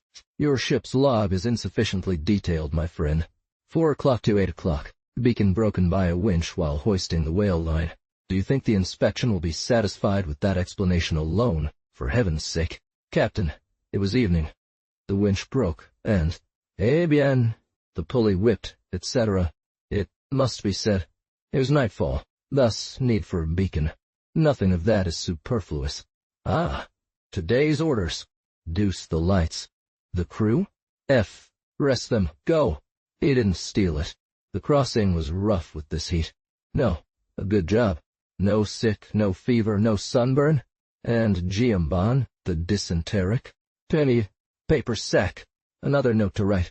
Is there a French consul in Sonakim, yes or no, I ask you?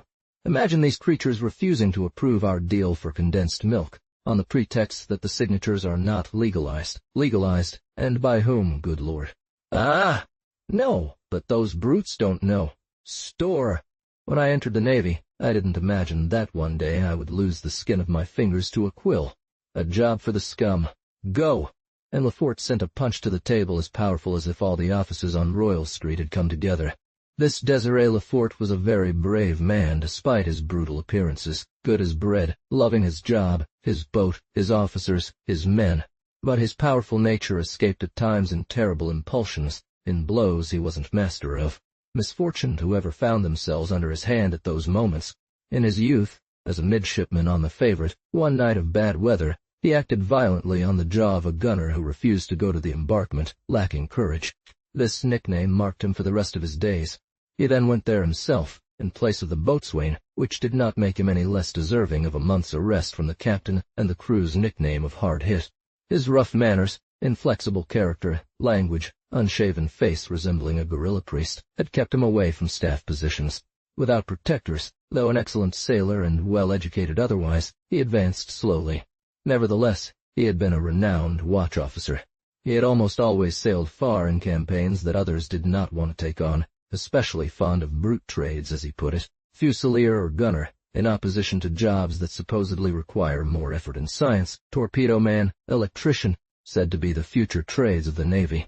His large fingers became delicate and light to touch these precious and sensitive things, clocks, instruments, tiny screws. They traced fine lines, thin inscriptions onto registers and maps. This hydrographer's talent had eventually been noticed by the ministry during a recent campaign where he had indeed strained his eyes greatly with this work. It earned him a lieutenant ship command. This acts where he overworked himself somewhat.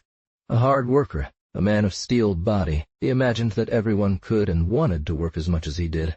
According to him, everyone, like himself, should know everything. The fusiliers, the machine, the drivers, the steering wheel. He thought that certain circumstances force a specialist to fill another role. However, those around him, with less experience or zeal, did not think so. Exasperated by his minutiae and procrastination, his men often muttered, his officers sometimes. His violent outbursts of character and language added to his service demands. Nevertheless, he was good, very good indeed. So, after his release, having relieved himself, he said to Mr. de Raimondis, "By the way, and you? Do you want to go hunting?" Mr. de Raimondis, born in the countryside and raised among the woods, did not conceive of greater pleasure than hunting. Along the coast, he exalted himself and sighed at the thought of all the game that could be hiding in the bush, wandering through the plains, darting over the waters. Just then, the nautical instructions spoke of wild donkeys in Arabia. Indeed, they only noted them on Masira Island, located more than 300 leagues to the east. Nothing impossible that there were some around Makalak. But the wild donkey enjoys, as everyone knows, a nomadic character. Raimondis dreamed of it. He had communicated his plans to the other lieutenant, Mr. Latulaire, although they could not descend together on shore. He hunted to be able to recount his hunting exploits upon return, and also because it is well done. Mr. Latulaire, an elegant young man, was not possessed by the ardent passion of Mr. de Raimondis.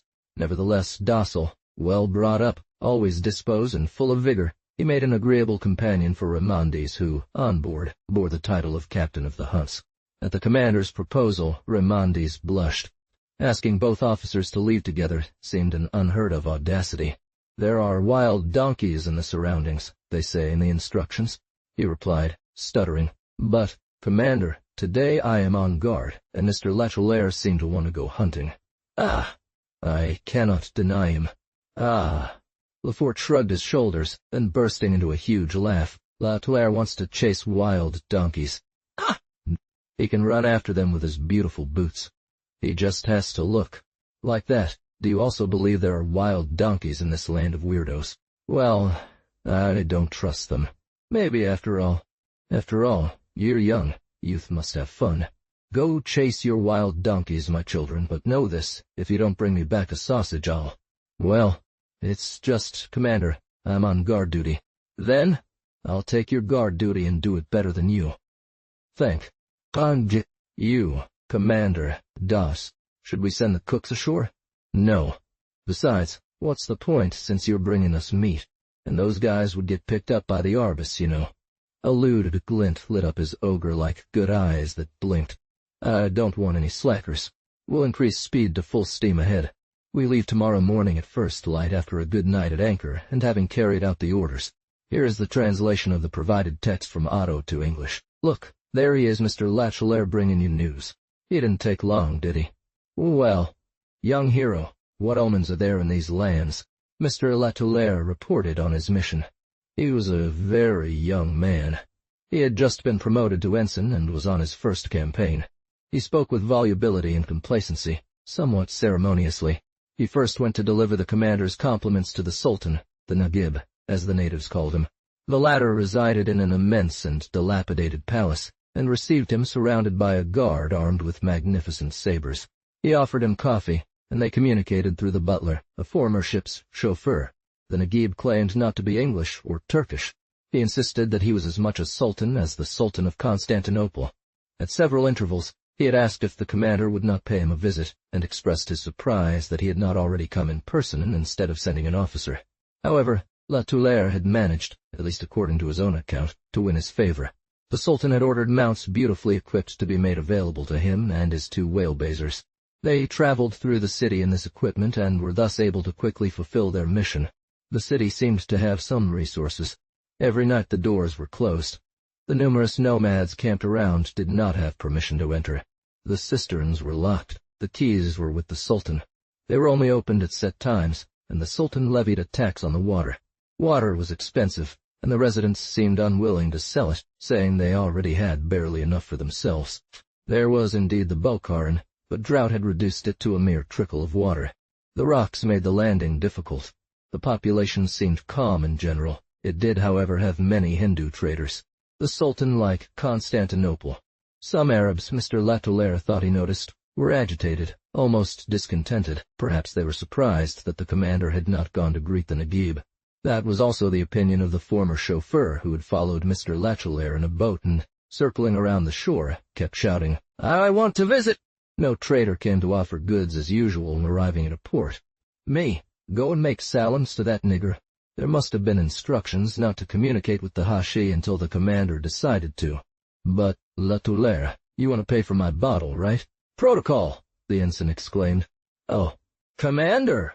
How can you think? But think, it's a sovereign prince, a sort of king who— And Or am I then? Am I not a king here? A king on my ship? Nonsense! And besides, I represent France. You understand me well." "No.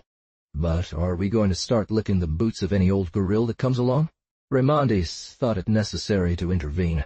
"If he wants to see me, that rabbit there, he just needs to come. Lucky for him that I agree to receive his bugs. However, Commander, if the torpedo boats drop anchor here, perhaps, to avoid alienating. I don't follow the torpedo boats. Nor you. You make me sweat. Understood. The superior commander will do as he pleases. I couldn't care less. Is that clear? Don't make me repeat it. As for me— No. 3 times no. And the major domo waiting at the cutting room? Kick him in the ass with my foot and my consideration above all else. And then— Enough talking. I have work until 36. Get out of my sight on land, and I won't see you again except as 2 wild donkeys." Once they were out, he rubbed his hands, delighted with their joy. Hard hit. Joining gesture to speech, already pushed the 2 young men towards the narrow corridor, without wanting to use force, yet so roughly that La Tulare nearly fell. He also thought about the RBI who was pining while waiting for them, the driver who became a butler, and the good joke that the wild donkeys would play on his officers. After some time, he couldn't help but go and watch the hunters leave. Mr. de Raimondis, small and nervous, with a large hat pulled low over his forehead, was the only one with the serious air of a seasoned hunter. He examined, furrowing his brow, the damask of the gun's barrels and his 12-gauge caliber as the sea breeze began to bite. La Tulare, superb, tucked into his khaki with a new and yellow cartridge belt, his legs wrapped in bands bought in Suez, looking every inch the Army of India, strode along at a great pace. Gee, if it's not edible, it's something to look at. He whistled a small Muscadine rattle in his ear. Job, the officer's butler, an impossible character, a former jockey who had ended up in the Navy after all sorts of stories and a stint in discipline companies, smooth and very clean, carried the Musette for cartridges, Mr. de Raimondi's Winchester, carabine, and Mr. Latulare's Kodak. "Like this," he said, "you're always sure to bring back something." Lefort couldn't suddenly suppress his surprise. He had just caught a glimpse of Mr. Rabbiteau, the mechanical officer, emerging from the square. He, too, was dressed for hunting. His blue canvas pants, tightened around his ankles with strings, showed off the elastic on his boots. A black monocle gave his face a fierce aspect. He carried with care a faux show rifle that had come to him from his grandfather, the weapon of which he was fond of saying, "One only makes noise with these tools now." This rifle, treated as a relic, mended countless times with makeshift means, followed him everywhere since his rank of second master. Rabbiteau advanced. His gray beard trembled. "Commander, may I join these gentlemen? And your machines?" A word from Lefort made him shrink back into his boots. "Young men." He uttered incoherent words. "The chief mechanic hasn't set foot on land since the start. Wild asses." Lefort considered, reflecting. "A brave man, a family man. Come on. A good officer overall. This Rabbiteau, always on board, his machines in perfect condition. He could cause her some pleasure." "So you're as young as those kids?" Rabbiteau bent his old shoulders to say yes. "The camp, too, and don't kill anyone." Rabbiteau's annoyed beard trembled a little more. The commander had the misfortune of words that hurt after acts of kindness. Another even more unexpected interlude distracted everyone. "Commander?" Rigolot, the quartermaster, emerged from the hole, where the pungent smell of spoiled meat wafted through the slightly ajar hatch. He approached with an irresistible salute, his mousqueton hanging from his neck, and a cutlass at his waist, obviously reserved for hand-to-hand combat with wild animals. Ah! Even the fristy. Look at this Robinson Crusoe. No, for example. We have to call the landing company right now." He noticed the cutlass. "Where did you find that?" "It should be landed according to the ministerial dispatch." "Oh, not carried on the inventory balance, I'd wager. It's to cut donkeys' ears off." "Ah, well, that's a good one, the joke, in truth. And turning to Ramondi's, I'll leave them to you. A tricky task to bring back, my boy. It'll serve you to make a hat out of it. No imprudence. If you don't bring me back a donkey, don't bring me back a maimed one, especially not. I have no doctor here. You still have 3 hours before nightfall. Port Cis, Tricol. Don't dilly-dally." And as the Baleen boat pulled away, he shouted to Latoulaire, "You'll offer, on my behalf, an ass's buttock to your sourpuss with the usual politeness." He watched them leave with a mixture of concern and relief. The locals, according to the instructions, were hostile and fierce. Latoulaire, it was true, described the population as calm. Bosh! If one had to think about everything. In any case, he now regretted letting them all go. He always yielded to his first impulse, whether it was anger or kindness. A mistake, obviously. The Balian whaler was returning. The hunters landed at the small quay among the buttes and then disappeared into the pink ripples that, behind the city, began the desert. "Keep a close watch on them," Lefort ordered the chief. "Ew." Then he went downstairs to dive back into his papers. Ew. That poor devil needed milk, and fast. He first took the one that troubled him most, the note regarding the dysenteric's milk. If only he could hold the inspector there, as he would have shown him. But the inspector was in an office in Paris, far away and quiet. He had to justify this non-legalized deal politely, administratively. Desired Lefort grew exasperated. The walls of his small room resonated like a hellfire. Someone knocked at the door. It was his cook. His head exploded with the search for formulas and reasons. "What do you want from me?" "None. I don't have time." "Commander, want to go ashore?" "No, there are already too many people." "Done? For dinner. Do as the others do." "Prime, your blobs, cry, tanmaya, kri." "How?" "Me. It's your concern. You'll take a piece of the goat I bought for the crew the other day. That's because it was locked up in the hold during the crossing. Oh, it smells. And, Pierre, imagine it's wild game. I'll give you 8 days of hard labor if my sauce doesn't turn your face blue. Come on, F off. I don't have time to listen to your reasons." Lefort took up his pen. "Commander, I have the honor." The formula was crossed out.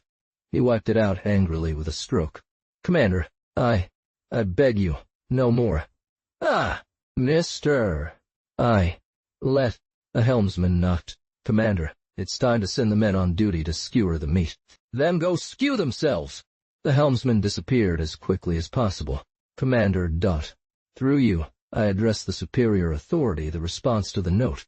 Tokioka." 2 men stood at the door, 2 drivers smeared with soot, holding a cap in their hand. "Are you going to kick me out?" "What do you want from me again?" They hesitated. The bolder one spoke up finally. Their over-open aprons revealed tattooed chests, dripping with sweat. "It stinks." "Commander, This is what we have to tell you. That the meat. Do as I do. Stuff some pepper inside. I don't have anything else to give you. And then get out. Roundly, I don't have time to watch you stand there. He lowered his head and they ducked away. It hit him hard, but he heard them whispering as they ascended the stairs. They want to poison us. His men. But he loved them like children. He had bought that goat for them with his own pocket money, because the usual supply was not rich enough. And his men were quite stupid to say. To possess it, he had spent an hour discussing on the sand, at high noon, with an old Danical shepherd who wouldn't listen to a word. He wanted to poison them. Alas! That's why, by God, that animal of Rigolet had gone hunting. He felt the storm coming. Suddenly, Désiré Lefort thought. He was dreaming. This heat was affecting his brain. No, he wasn't dreaming. It was indeed a song rising from the bridge, initially sung by a few voices, then by many. Now they were yelling it. The men of Hache were singing. A lugubrious and deep song, often heard in ports during worker manifestations. The International. He stood up, but his legs failed him. He fell like a mass. His men sang, "Ah, the International, because their meat was bad. The pigs!" In an instant, he straightened up and found himself on the deck. The rear was empty. Lefort heard voices. The crew, huddled near the fore, stood tall. It's our right to think that the meat is spoiled. It's red. Then a bad little moco, Sainty, the leader of the UU, who chuckled while showing it.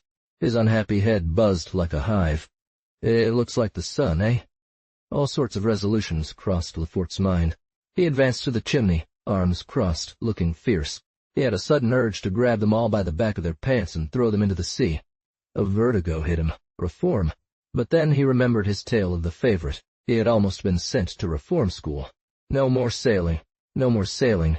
He would rather die. Some voices fell silent upon seeing him. Only one man rose to meet him. Upon reaching Lefort, he retreated. He was a Fusilier, Kofik, a Breton from the river array, a tall, dry, hunched man with a fanatical gaze. The officers multiplied. Silence. Silence. The arms captain shouted, "Each to his post!" The singing would falter at times, then resume in fits and starts, like the gusts of a storm. Lefort regarded them all. Shrugging his shoulders, he finally exclaimed, "Bunch of fools!" He then gathered the officers who were exhausting themselves in futile efforts. "Down to your posts, except for the watchmaster. So let those rascals howl. Let them howl, by God. I'm willing to lose the skin off my ass, if I don't have them all shot upon reaching Saigon. Ah! Scoundrels! Who would have thought?" He descended back to his room. His colossus of a head drooped in his trembling hands. He too had to sing with the others. Sweat drops, as large as pills, fell on the dysenteric man who needed milk. Ah! The Navy! Lefort had given it all to him. He had dedicated his entire life, his strength, his intelligence, his health, and his youth to it. He had taken refuge there, clutching onto it like a shipwrecked person gripping the board that supports them on the waves. Son of a small landowner, orphaned at an early age, he had only one sister left, his younger sibling. He used to go there once between his campaigns, bringing back all sorts of trinkets from distant lands. His nephews would play on his shoulders, adoring him and calling him Uncle Bull. Then one day his godson was scolded. Lefort got angry, turning red, and after a violent discussion, he gave his brother-in-law a masterful pair of slaps. So, slamming the doors, he left for good. His family, now, was his men. He threw himself heart and soul into his service, no longer wanting to think of anything beyond. And even he had faith in his men. He would never have believed it, never. Even when he heard others say that sailors had changed and were not as good as those of old. He shook his head. Now. A violent harshness gnawed at his throat. He suffered from a kind of powerlessness to weep, like in two great sorrows that tears cannot express. He had already felt this at the death of his parents, but less severely. His men were deserting him. His eyes drooped. This song of stateless ones about a piece of meat, so much aberration, foolishness, ingratitude, exceeded everything. Soon, how to navigate. At that moment, someone burst into his room. He raised his gaze towards the partition where his revolver hung. Commander! It was Job, the servant of the officers, emerging from the water, unrecognizable, his clothes in tatters. Commander! The Arabs, these gentlemen. Lefort straightened up and, coughing to change his mournful fat voice. Well, what? Speak quickly, animal." So Job, out of breath, gave a quick account. Upon reaching land, they had found the population in an uproar. The Arabs got angry. Mr. Latulaire said it was because the commander had refused to visit the Negev then. As they crossed the nomads' camp, Mr. Latulaire wanted to take photographs. The Sultan's soldiers joined them. These gentlemen took refuge on a small tomb behind the city, where they held out as best they could. Gunshots could be heard, but Mr. de Raimondis sent for help at once. How had Job been able to cross the Arabs and reach Hush? He didn't say. His previous life had made him rich in resources. In fact, he was there. That was the main point. Lefort's broad features remained impassive. He stared at Job intently. Blood returned to his cheeks. He asked, "How far is this tomb from the city?" 500 meters, perhaps, sir." "Will you be able to find your way back?" "Yes, sir." Lefort thought for a moment. Then, "Is the sun set? Is it nightfall?" Job looked at him in surprise. Was he talking to a madman? "You can see, sir. There's still an hour and a half of daylight left. Tell the trumpeter to sound the recall for the landing company." And the commander himself followed Job onto the bridge. The men had finished singing, realizing it was useless, that no one was paying attention to them. They were about to start eating the famous meat, finding it not as rotten as some had said. There are moments when you have to learn to tear it. Desiree Lefort stood in the middle of them, and with his strongest voice, "It's not enough to think about stuffing your belly." The story of the officers spread like wildfire from mouth to mouth. A great silence fell. Faces were anxious. The landing company was to arm themselves at a gallop. "In 3 minutes I will put them on standby." The others, to their combat positions. The machine, ready to full steam ahead.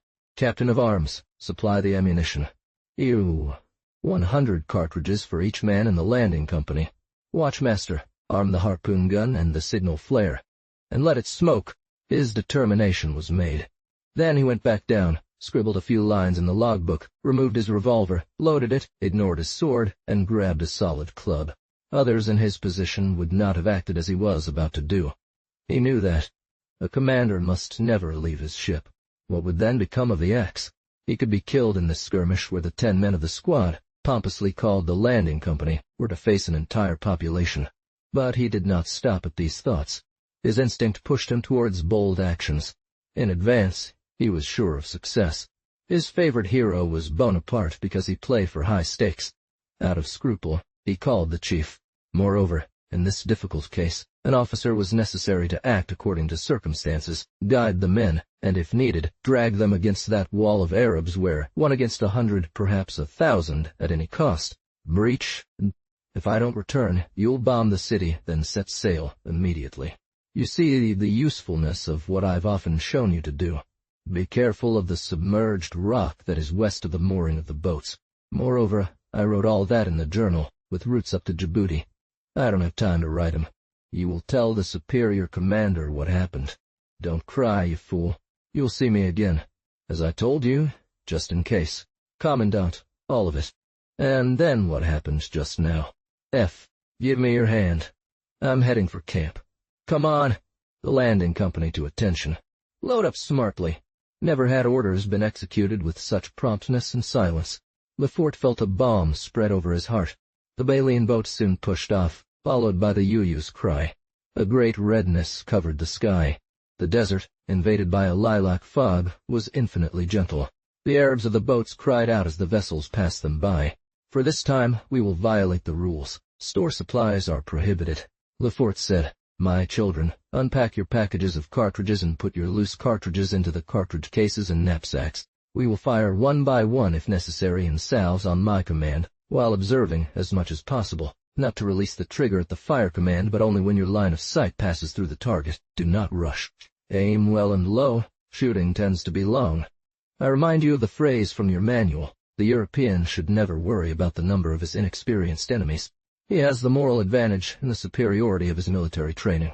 Success is assured if he knows how to keep his composure, obey his chiefs. The goal is to rescue these gentlemen and bring them back on board.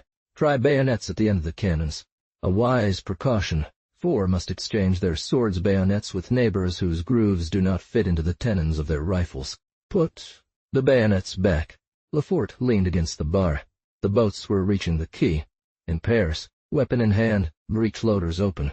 A volunteer to keep an eye on the boats? Kafik stepped forward, head down. Finally, you have a repair job. Prove to me I can trust you. The others, follow me, just in case he doesn't trust you. However, Sainty, the boss of the yo-yo, told Kafik with his usual bad laugh of Moko, "You see that? You'd have nothing left but to hang yourself. No, you won't. As for me, if the Arbus come this way, I'm out of here. Do you really think I won't? You won't, because before, you'll have my bayonet in your chest. Ass! And then I forbid you from calling me ass. If you were as certified as me, I wouldn't say that. But you're just a simple fool. Senior helmsman, go. I'm giving you orders. Do you hear? Grumble a little to see if I make your life difficult."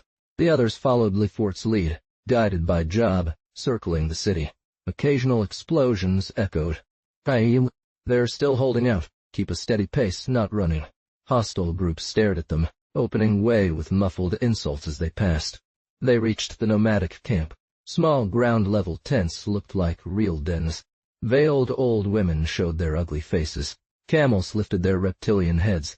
Beyond, the desert opened up with gray, thorny shrubs and paths diverging. 1,000 black individuals, entirely nude except for a loincloth, turbans on their heads, sabers, daggers and lances in hand, gesticulated before a small white tomb with a dome. Others, armed with rifles and adorned with multicolored scales the Sultan's guard were mixed among them. Occasionally, a fanatic would rush forward. Then a sharp report echoed out the Winchester of Mr. Raymondus. The man fell. Left in line, in rank. A little smoke rose above the tomb and great cries arose from the horde. Shoulder to shoulder, bayonet at the ready, no charge. Lefort had positioned himself before the center. With his club in hand, he made gigantic leaps. The nomads turned around to face this unexpected aggression. They were not handsome. Their bodies, all muscles and nerves, were coated with a stinking sheep fat. We were now very close. We could see their sinister teeth. A great uproar occurred among them, a tremor, the preparation to rush at the small group that advanced swiftly, still silent, without firing. Behind him they would have crossed hell. An unimaginable force bound them against their will to that devilish man who walked with great strides. It seemed to the men that they were doing something rather mad, a small band lost in the depths of the Arabian desert, thousands of miles from any help, exposed to atrocious torments if they failed. His voice rang out, strong, no, but it seems they believe they're going to devour these guys. A nomad dared to run at him, sword raised. Forward, boys, bayonets! With a single blow of his hard-hit baton, he shattered the man's back without even slowing his pace. Hurrah! 10 voices repeated the hurrah with full chest.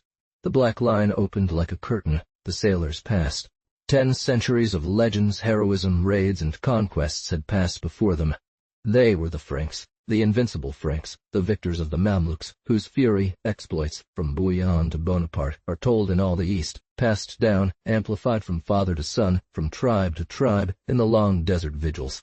They stood at the foot of the tomb. Ah! Commander. No sentimentalism. On the march, column 2 by 2, weapon on the shoulder, in order, without pace. And sing! Out of breath, the men hesitated, searching their memories. Lefort sang Sombre Meuse with a formidable voice. They joined in the chorus and crossed the nomads once more, who watched them in stupefaction. Il-wa, you, Malwa, or Tretsi. The vessels had been attacked. 4 corpses lay at the feet of Kafik. It's been a rough time for us too, Commander, while you were gone. Hurry up. Push. Ah. Laughing? And your donkey ears, my boy. If you hadn't been so scared, I'd have put you inside to learn how to store meat in your hold. We're docking. We'll figure it out. That's enough. Long live the officers! The entire crew burst into cheers. Long live the commander! Long live the Sacos! Long live Commander Lefort! The quartermaster's breath trembled in rolls as he whistled on deck. He whistled until the last man of the landing company, like for officers. Lefort wiped tears from the back of his large hand. So much sorrow, so much joy, so many emotions and so much pride had succeeded for him that evening. He wanted to speak, but couldn't find his words. My children. It's very good. When I say it's very good, I also mean it's very bad, because before, you behaved like pigs." He searched for a stronger expression to convey his thought. "Finally, you conducted yourselves well. You're making your old commander cry, like an old beast that he is, with the stupidity of being. It doesn't matter what you did just now, that. He ended up saying, "That's not done," and silence, and pointing at those who had accompanied him, laughing stock. I gave them a double to these scoundrels. Don't get me blamed for letting too many go down like a fool. Mon credi. The men now thought like him. Several were crying. The driver said, "Even if he's right, the old man." Suddenly, a commotion happening in the port diverted everyone's attention. The Arabs. To arms!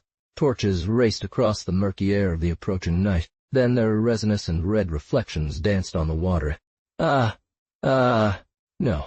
Now we saw emerging from the gloom a strange, golden boat, with a high, barbaric prow that sought to imitate a swan. It advanced heavily oar by oar, synchronized by a song, a guttural sort of psalmody. Standing at the bow, a man dressed in blue and pink, adorned with amber collars, shrieked in gibberish. "Sultan comes to visit. Sultan comes to visit. The great Sultan like Constantinople. Mr. Latolaire. Here, I'll please you. 8 men to port." The chief hastily improvised flags. 8 men from the landing party took their positions, dusty but not disrobed, forming a line all the way to the rear. The axe with a mist of enchantment. Job lit 2 fires, one red, one green, that momentarily surrounded. The golden swan approached. The quartermaster threw a casual arm around its beak. The great Sultan rose, surrounded by his guards, eunuchs, and sorcerers. He was a mix of Arab and Hindu descent. His thick lips wore a smile that was half beatific, half cruel, like certain Buddha statues. He wore yellow shoes, a poor striped pant, a wrinkled reading-coat with a green velvet collar. A turban, a magnificent saber, and jewels on every finger completed his Camelot-like attire. He climbed onto the heishi with an assured step, preceded by his majordomo, the former chauffeur, who always screamed at the top of his lungs. Neither English nor Turkish. "It's a sultan like Abdul Hamid." The sultan replied with a formal bow. Lefort, extending his hand, spoke to the majordomo. "Ask him if he's doing well." He had the commander convey that he came to see him because he had heard of his bravery. "Job, bring some champagne." He wanted to be friends with France, though he was already nominally an English protégé. The following year, he would embark on a journey to Europe and certainly visit Paris. Job brought 3 bottles reserved for special occasions. One had already been drunk on the day of departure. "To your health, old man." The Sultan placed his hand over his heart and raised the cup to his lips. In the center, Lefort leaning on his Gordon, and the Sultan. They were toasting. Then, turning to the golden barge, the Sultan showed 4 sheep and offered them with his hand. The Sultan rested his cup and made a gesture. The captain of the guards, bending the knee before Lefort, presented 4 rough keys, the keys to the cisterns and the city. A disparate circle had formed on the narrow bridge, all holding the same champagne cups. The officers, the butler, an ex-driver, the landing company sailors, the captain of the guards dressed as a policeman from India, Rigolot with his cutlass, the eunuchs, tall and splendid in their blue and pink costumes, with their feathers and damasked swords. The men from the axe did not make him repeat himself. In the blink of an eye, the 4 sheep were on board and tied to the bow.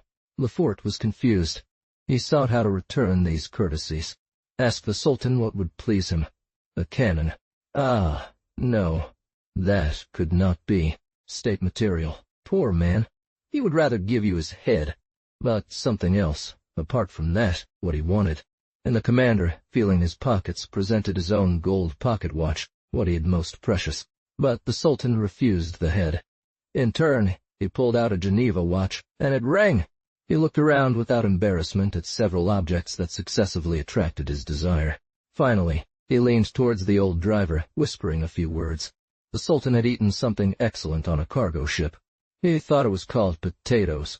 "Are there any on board?" "By Jove," said Lefort. "Potatoes!" Laughter. "How many bags do we have left?"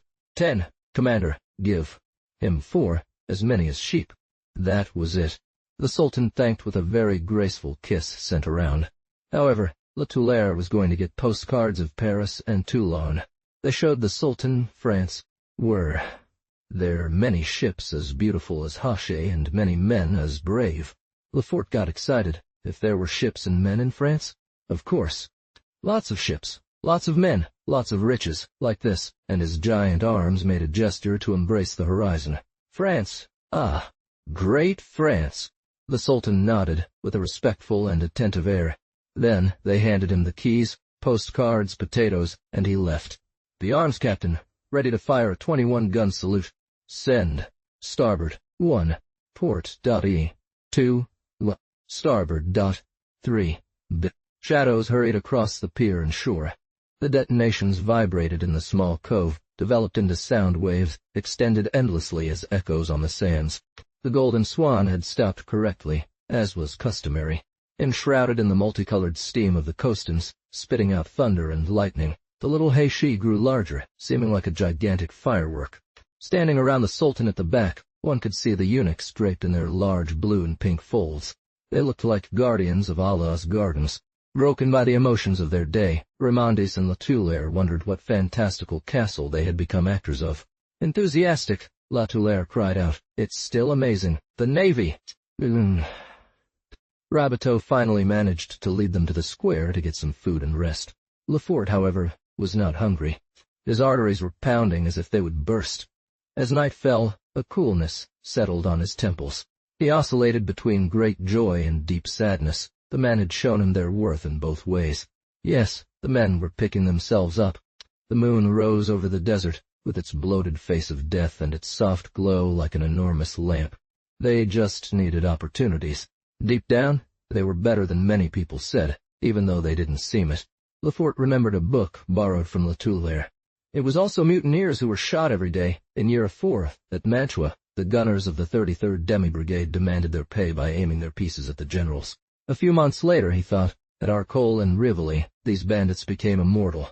Fervent admirer of Napoleon, he knew his campaigns by heart. Examples flooded back. At Corona, the general told his chief of staff to write on the flags, "The 39th and 85th Half Brigades are no longer part of the Italian army. General, send us to the vanguard. There we will prove to you that we are still part of the Italian army." And others. In the first year of the Republic, Bouvet, on board the Arethusa, set sail with an indisciplined, ignorant crew. After 2 months at sea, he delivered 2 splendid battles against the English. No, there could be failures, hours of eclipse of madness, but the warrior soul of such a race could not perish. The commander rolled the old axiom in his mind, "Men are what you make them." Now, grouped at the forefront, they still sang with full lungs. The Gallic instincts of their gallant, warlike, sentimental fathers vibrated within them. Young girls pick poppies, cornflowers, and daisies because they are the colors of the old French flag. Or, it was in the dark days of German invasion. Someone advanced, celebrating Prima Gay and his Cordelier, to hunt down the Englishman. The whole choir repeated, screaming frantically, "To hunt down the Englishman," etc. Sainty continued to make a good speaker, but he had changed his rifle from his shoulder. He declaimed in the manner of orators. What did General Cambronne answer when the English asked him to surrender? A voice said, "That's scent. You stuck your nose in it, my dears." Each one recited their speech or sang their song in turn. When it was Koffik's turn, pushed by his comrades, he was forced to stand up. "Sing!" He stood there, with his shameful, awkward expression, his eyes downcast, embarrassed by his long arms. He remembered none of the popular tunes that those rascals sang so well. I don't know. He knows better how to beat the Arabs. He has to sing anyway. In his memory, there was only one very old song he used to sing as a child when his mother took him on pilgrimages to Great Saint Anne, so he sang in his native tongue. "Holy Anne, our patroness, save us from danger, answer our supplications, intercede for us, O Mary, our mother of sorrows, before the cross. By the power bestowed on you, Saint Anne, intercede for us now. When the wind damages you, pray, O sailor, your patron Saint Anne, who will soothe it immediately." No one understood except the Bretons who applauded the native idiom and Lefort who, through living with men, grasped their different dialects. Thus, he thought, secular songs remain at the bottom of souls, while lips murmur passing refrains. Yet, what he had heard at dinner would not have come to the lips of sailors from his younger years, especially because their meat was bad. Tears rose in recalling the beautiful squads he had once known on the Couronne or the Melpomene. Would men like that ever be seen again? New times were on the horizon. Thought. Who dies? Lefort's gaze wandered over the coast whose very names, Ramoth, Gubbit, Shah, Ayin, Gorab, have dry syllables like sand, bitter as salt. Mr. Valerie Radot, why, sir, does your name naturally come to my pen as I complete these pages we discussed together? Not certainly because of the friendship you so kindly honor me with, but rather due to the wonderful gift of understanding everything that is in you. A precious ability, and so rare. All beings, from those who outlive themselves eternally, to those who last for a moment often mediocre, participate in your interest in some way. For alas! In this world we generally live in airtight compartments that do not communicate with each other. We ignore one another and despise each other proportionally. The tastes and sensations of the sailor, the wanderer, are a wonder, sometimes a scandal for the sedentary, the hearthman. Artists and countryfolk, especially hunters, though closer than superficial minds imagine, remain as distant as if they lived on different planets.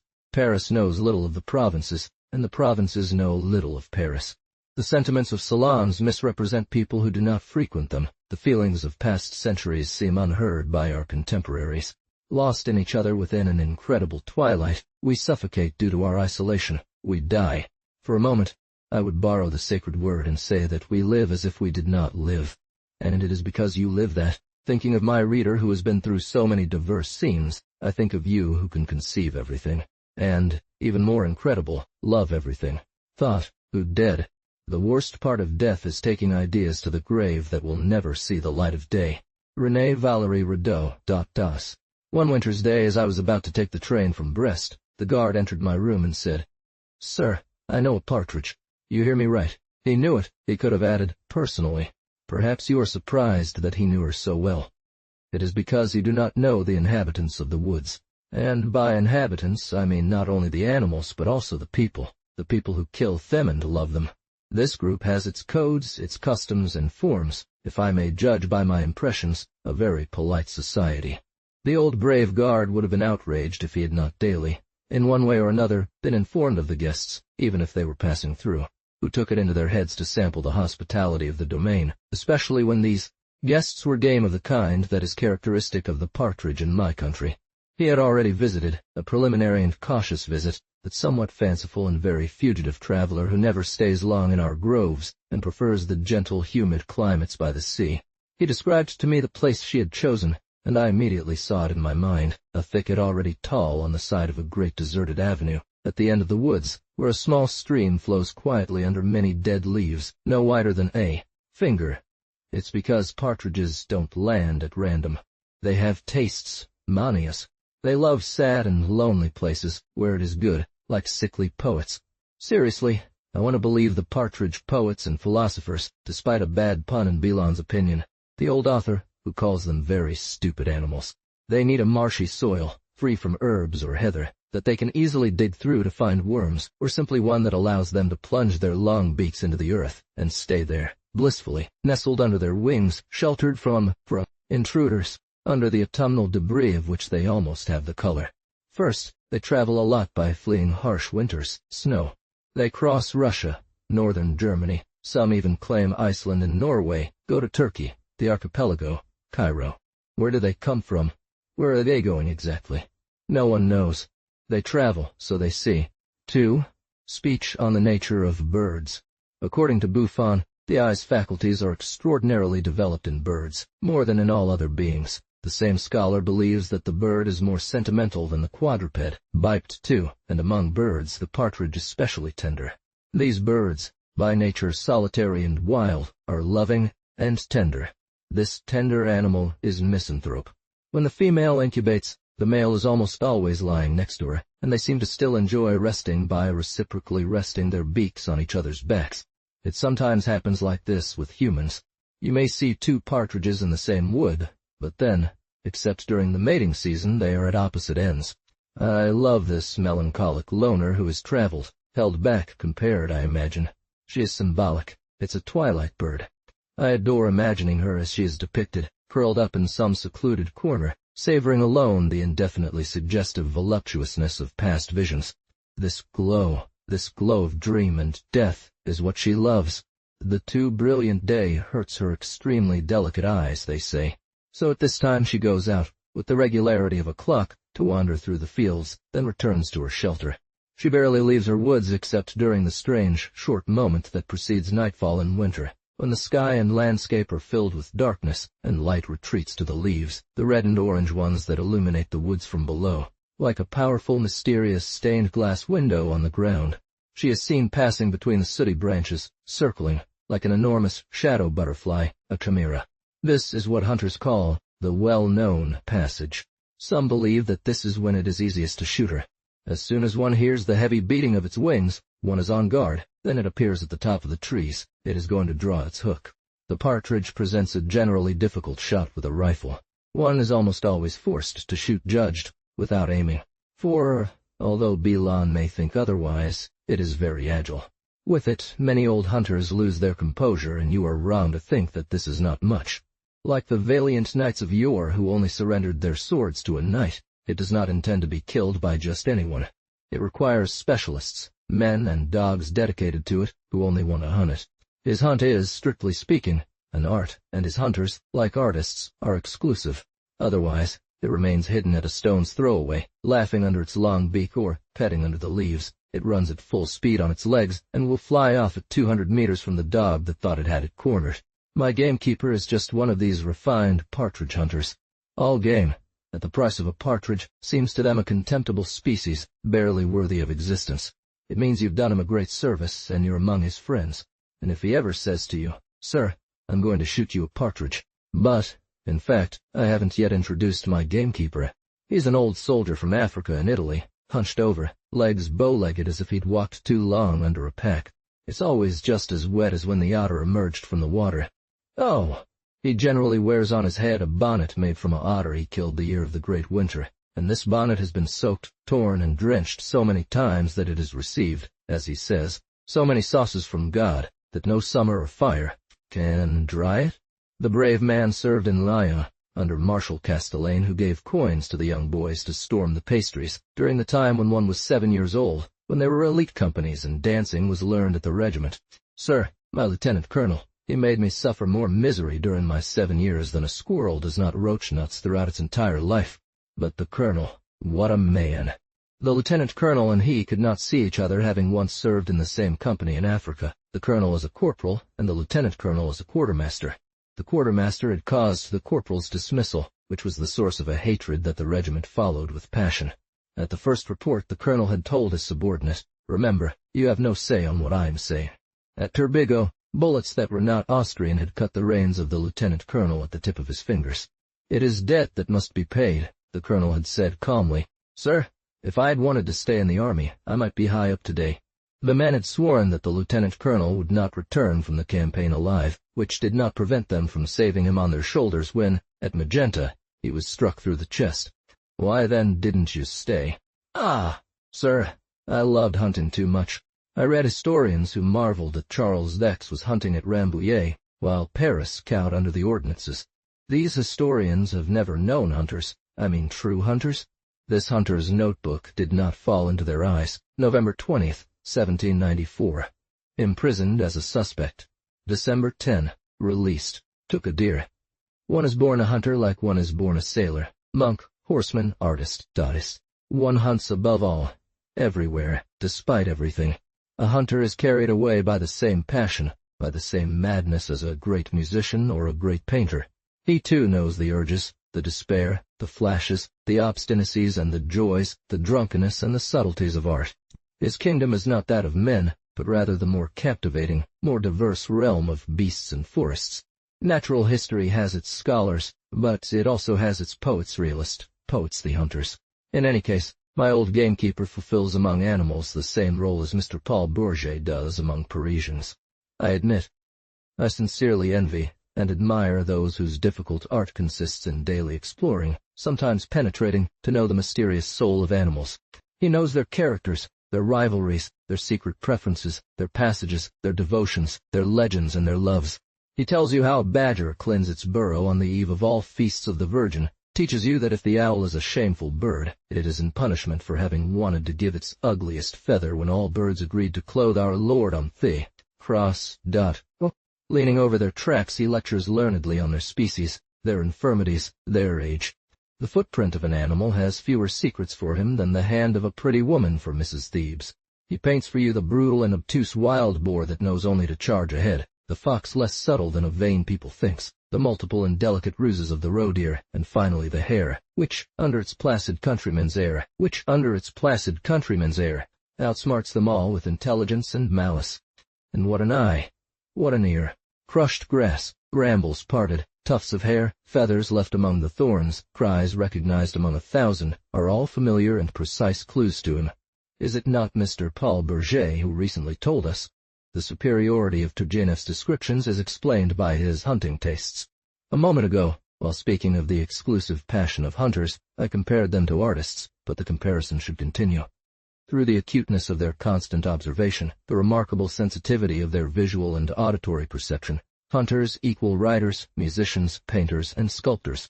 Oh, the particular noise a bird makes with its wings when taking flight, a branch falling in the forest, suggestive details of a landscape, are provided to him by some kind of instinctive physical memory. Who will then write an admirable book titled, "On the Artistic Sensibility of Hunters"? Sir, I know partridge. Mr. René Bazin, perhaps. Do you want to kill it? If I wanted to? By Jove, of course. For a long time this desire has been haunting me persistently. Only, unfortunately. And my desire grew as much because of the game as the setting where it fell. So we set off on a true partridge day, a gentle northeasterly breeze, damp mist floating around the bare branches. At the moment when the woods become enchanting with their veils of blue mist, their purple carpets, their delicate gray structures cut against the sky, at the time one says the partridge will not be long, for some reason or another, I always had to leave Dottie. Arriving at the great avenue, we advanced cautiously, enveloped by this kind of anxiety about the game that is not far away and can rise at any moment. We penetrated into the copse. The dog, an old hand, Nestor, who had eventually patiently molded himself into identifying with his master, beat under our guns, nose to the ground, missing neither a gully, nor a cluster of brambles, nor a tree root, nor a pile of dead wood. The dog was always walking, but now more slowly, as if in fear, its tail trembling, scraping the ground with its long fur, stretching and lingering to smell the same spots. The guard told me, "There it is. The dog meets its excrement." He meant its scent. You true. Then, all at once, grabbing me by the arm, "Attention!" At the same time he showed me scratches in the leaves, but regular and methodical ones, not like the zigzag scratches of a thrush hopping around, as well as small brown and fresh patches that left no doubt. To speak respectfully, here is its fence, and in a low voice, "Sir, that bird must be eaten with its fence, cooked on a candle, I tell." I see nothing. The dog is in a halt. I was bent under the branches, spying, my breath suspended. Just a magnificent fern that its winter garb makes look like coral vegetation. Why didn't Mr. shoot her? "Advance, sir, advance," a low-pitched voice cries out. Suddenly, a heavy flapping of feathers, nothing but a flash of rust-colored wings disappearing to the left among the branches, and it's over. Shoot her? I barely even saw her. It seems it's never longer than that. My old guard murmurs, "Ah, bad. Now we'll have to look for her." For 3 hours, 3 agonizing hours, we searched in vain, scouring every corner, nook, embankment, hedge, and root base. Perhaps he had gone very far, forever, from this corner where they intended her harm. But the good man shook his head, saying, "It's not possible." The day was falling. The stark landscape receded blackly as a platinum engraving on the scorched horizon. I was saddened, discouraged, broken. It was winter twilight with its silence, its infinite sorrow, the hour of the passing. The old man took me by the arm and, placing me in the avenue, whispered in my ear as if the partridge could hear him, "She will have to make up her mind." The air thickened. I could no longer see the grip of my rifle. Suddenly, just 2 steps away from us, at the edge of the ditch, a heavy flapping of wings beneath its belly startled even the dog itself. She had remained there, mocking us as we circled around. A shadow passes. According to the rules, I aimed and directed the barrel into the air towards the branches that were advancing onto the path. Bang! Bang! A triumphant voice exclaims behind me, "There she is!" Sir, if you had given me 20 francs, you wouldn't have made me happier. Already Nestor brings her back, struggling in his mouth. And feverish, entirely surprised by my own good fortune, I take her in my hand. Oh, the beautiful red bird, dotted with black stipples. She is not dead. She has only a broken wing. She holds her head high, her beak pointed forward, and her gaze goes in the direction of the beak, far away, towards spaces where she will no longer fly. There are evocations in that gaze, memories, but above all a great calm, a kind of stoicism in the face of death, and also scorn for me. She deigns not to look at me who holds her in my hand, who could kill her instantly. This gaze that says, "Clumsy, you killed me by accident, but what I know, what I've seen, what I've thought, I take with me. My treasure will puzzle you, and you will always ignore it." Twilight mirrors itself in those eyes, reflected by that gaze which itself is a twilight, a mysterious and unfathomable twilight for humans, even for those who, like my old guard, have spent a life of study and hypotheses near animals. That's my revenge. Such a gaze I have already seen somewhere. Where then? In Saigon, at the hospital. A legionnaire, dying of dysentery, was between a sailor I was about to visit and a colonial gunner, two good little peasants who could just read. The legionnaire's gaze struck me, as did a very worn volume he held in his hand, Pascal's Thoughts. It was a beautiful intelligence, magnificent even though the name he gave me was completely unfamiliar. Curious, I engaged in conversation with him. I was dealing with a former dramatist whose despair had been brought on by dark misfortunes, and who had joined the Foreign Legion to finish there. A famous name in a group is unknown to the common people, but so many produce in this crucible of terrible activity that is Paris. The first time we talked, it was about the lost illusions of the immortal Balzac.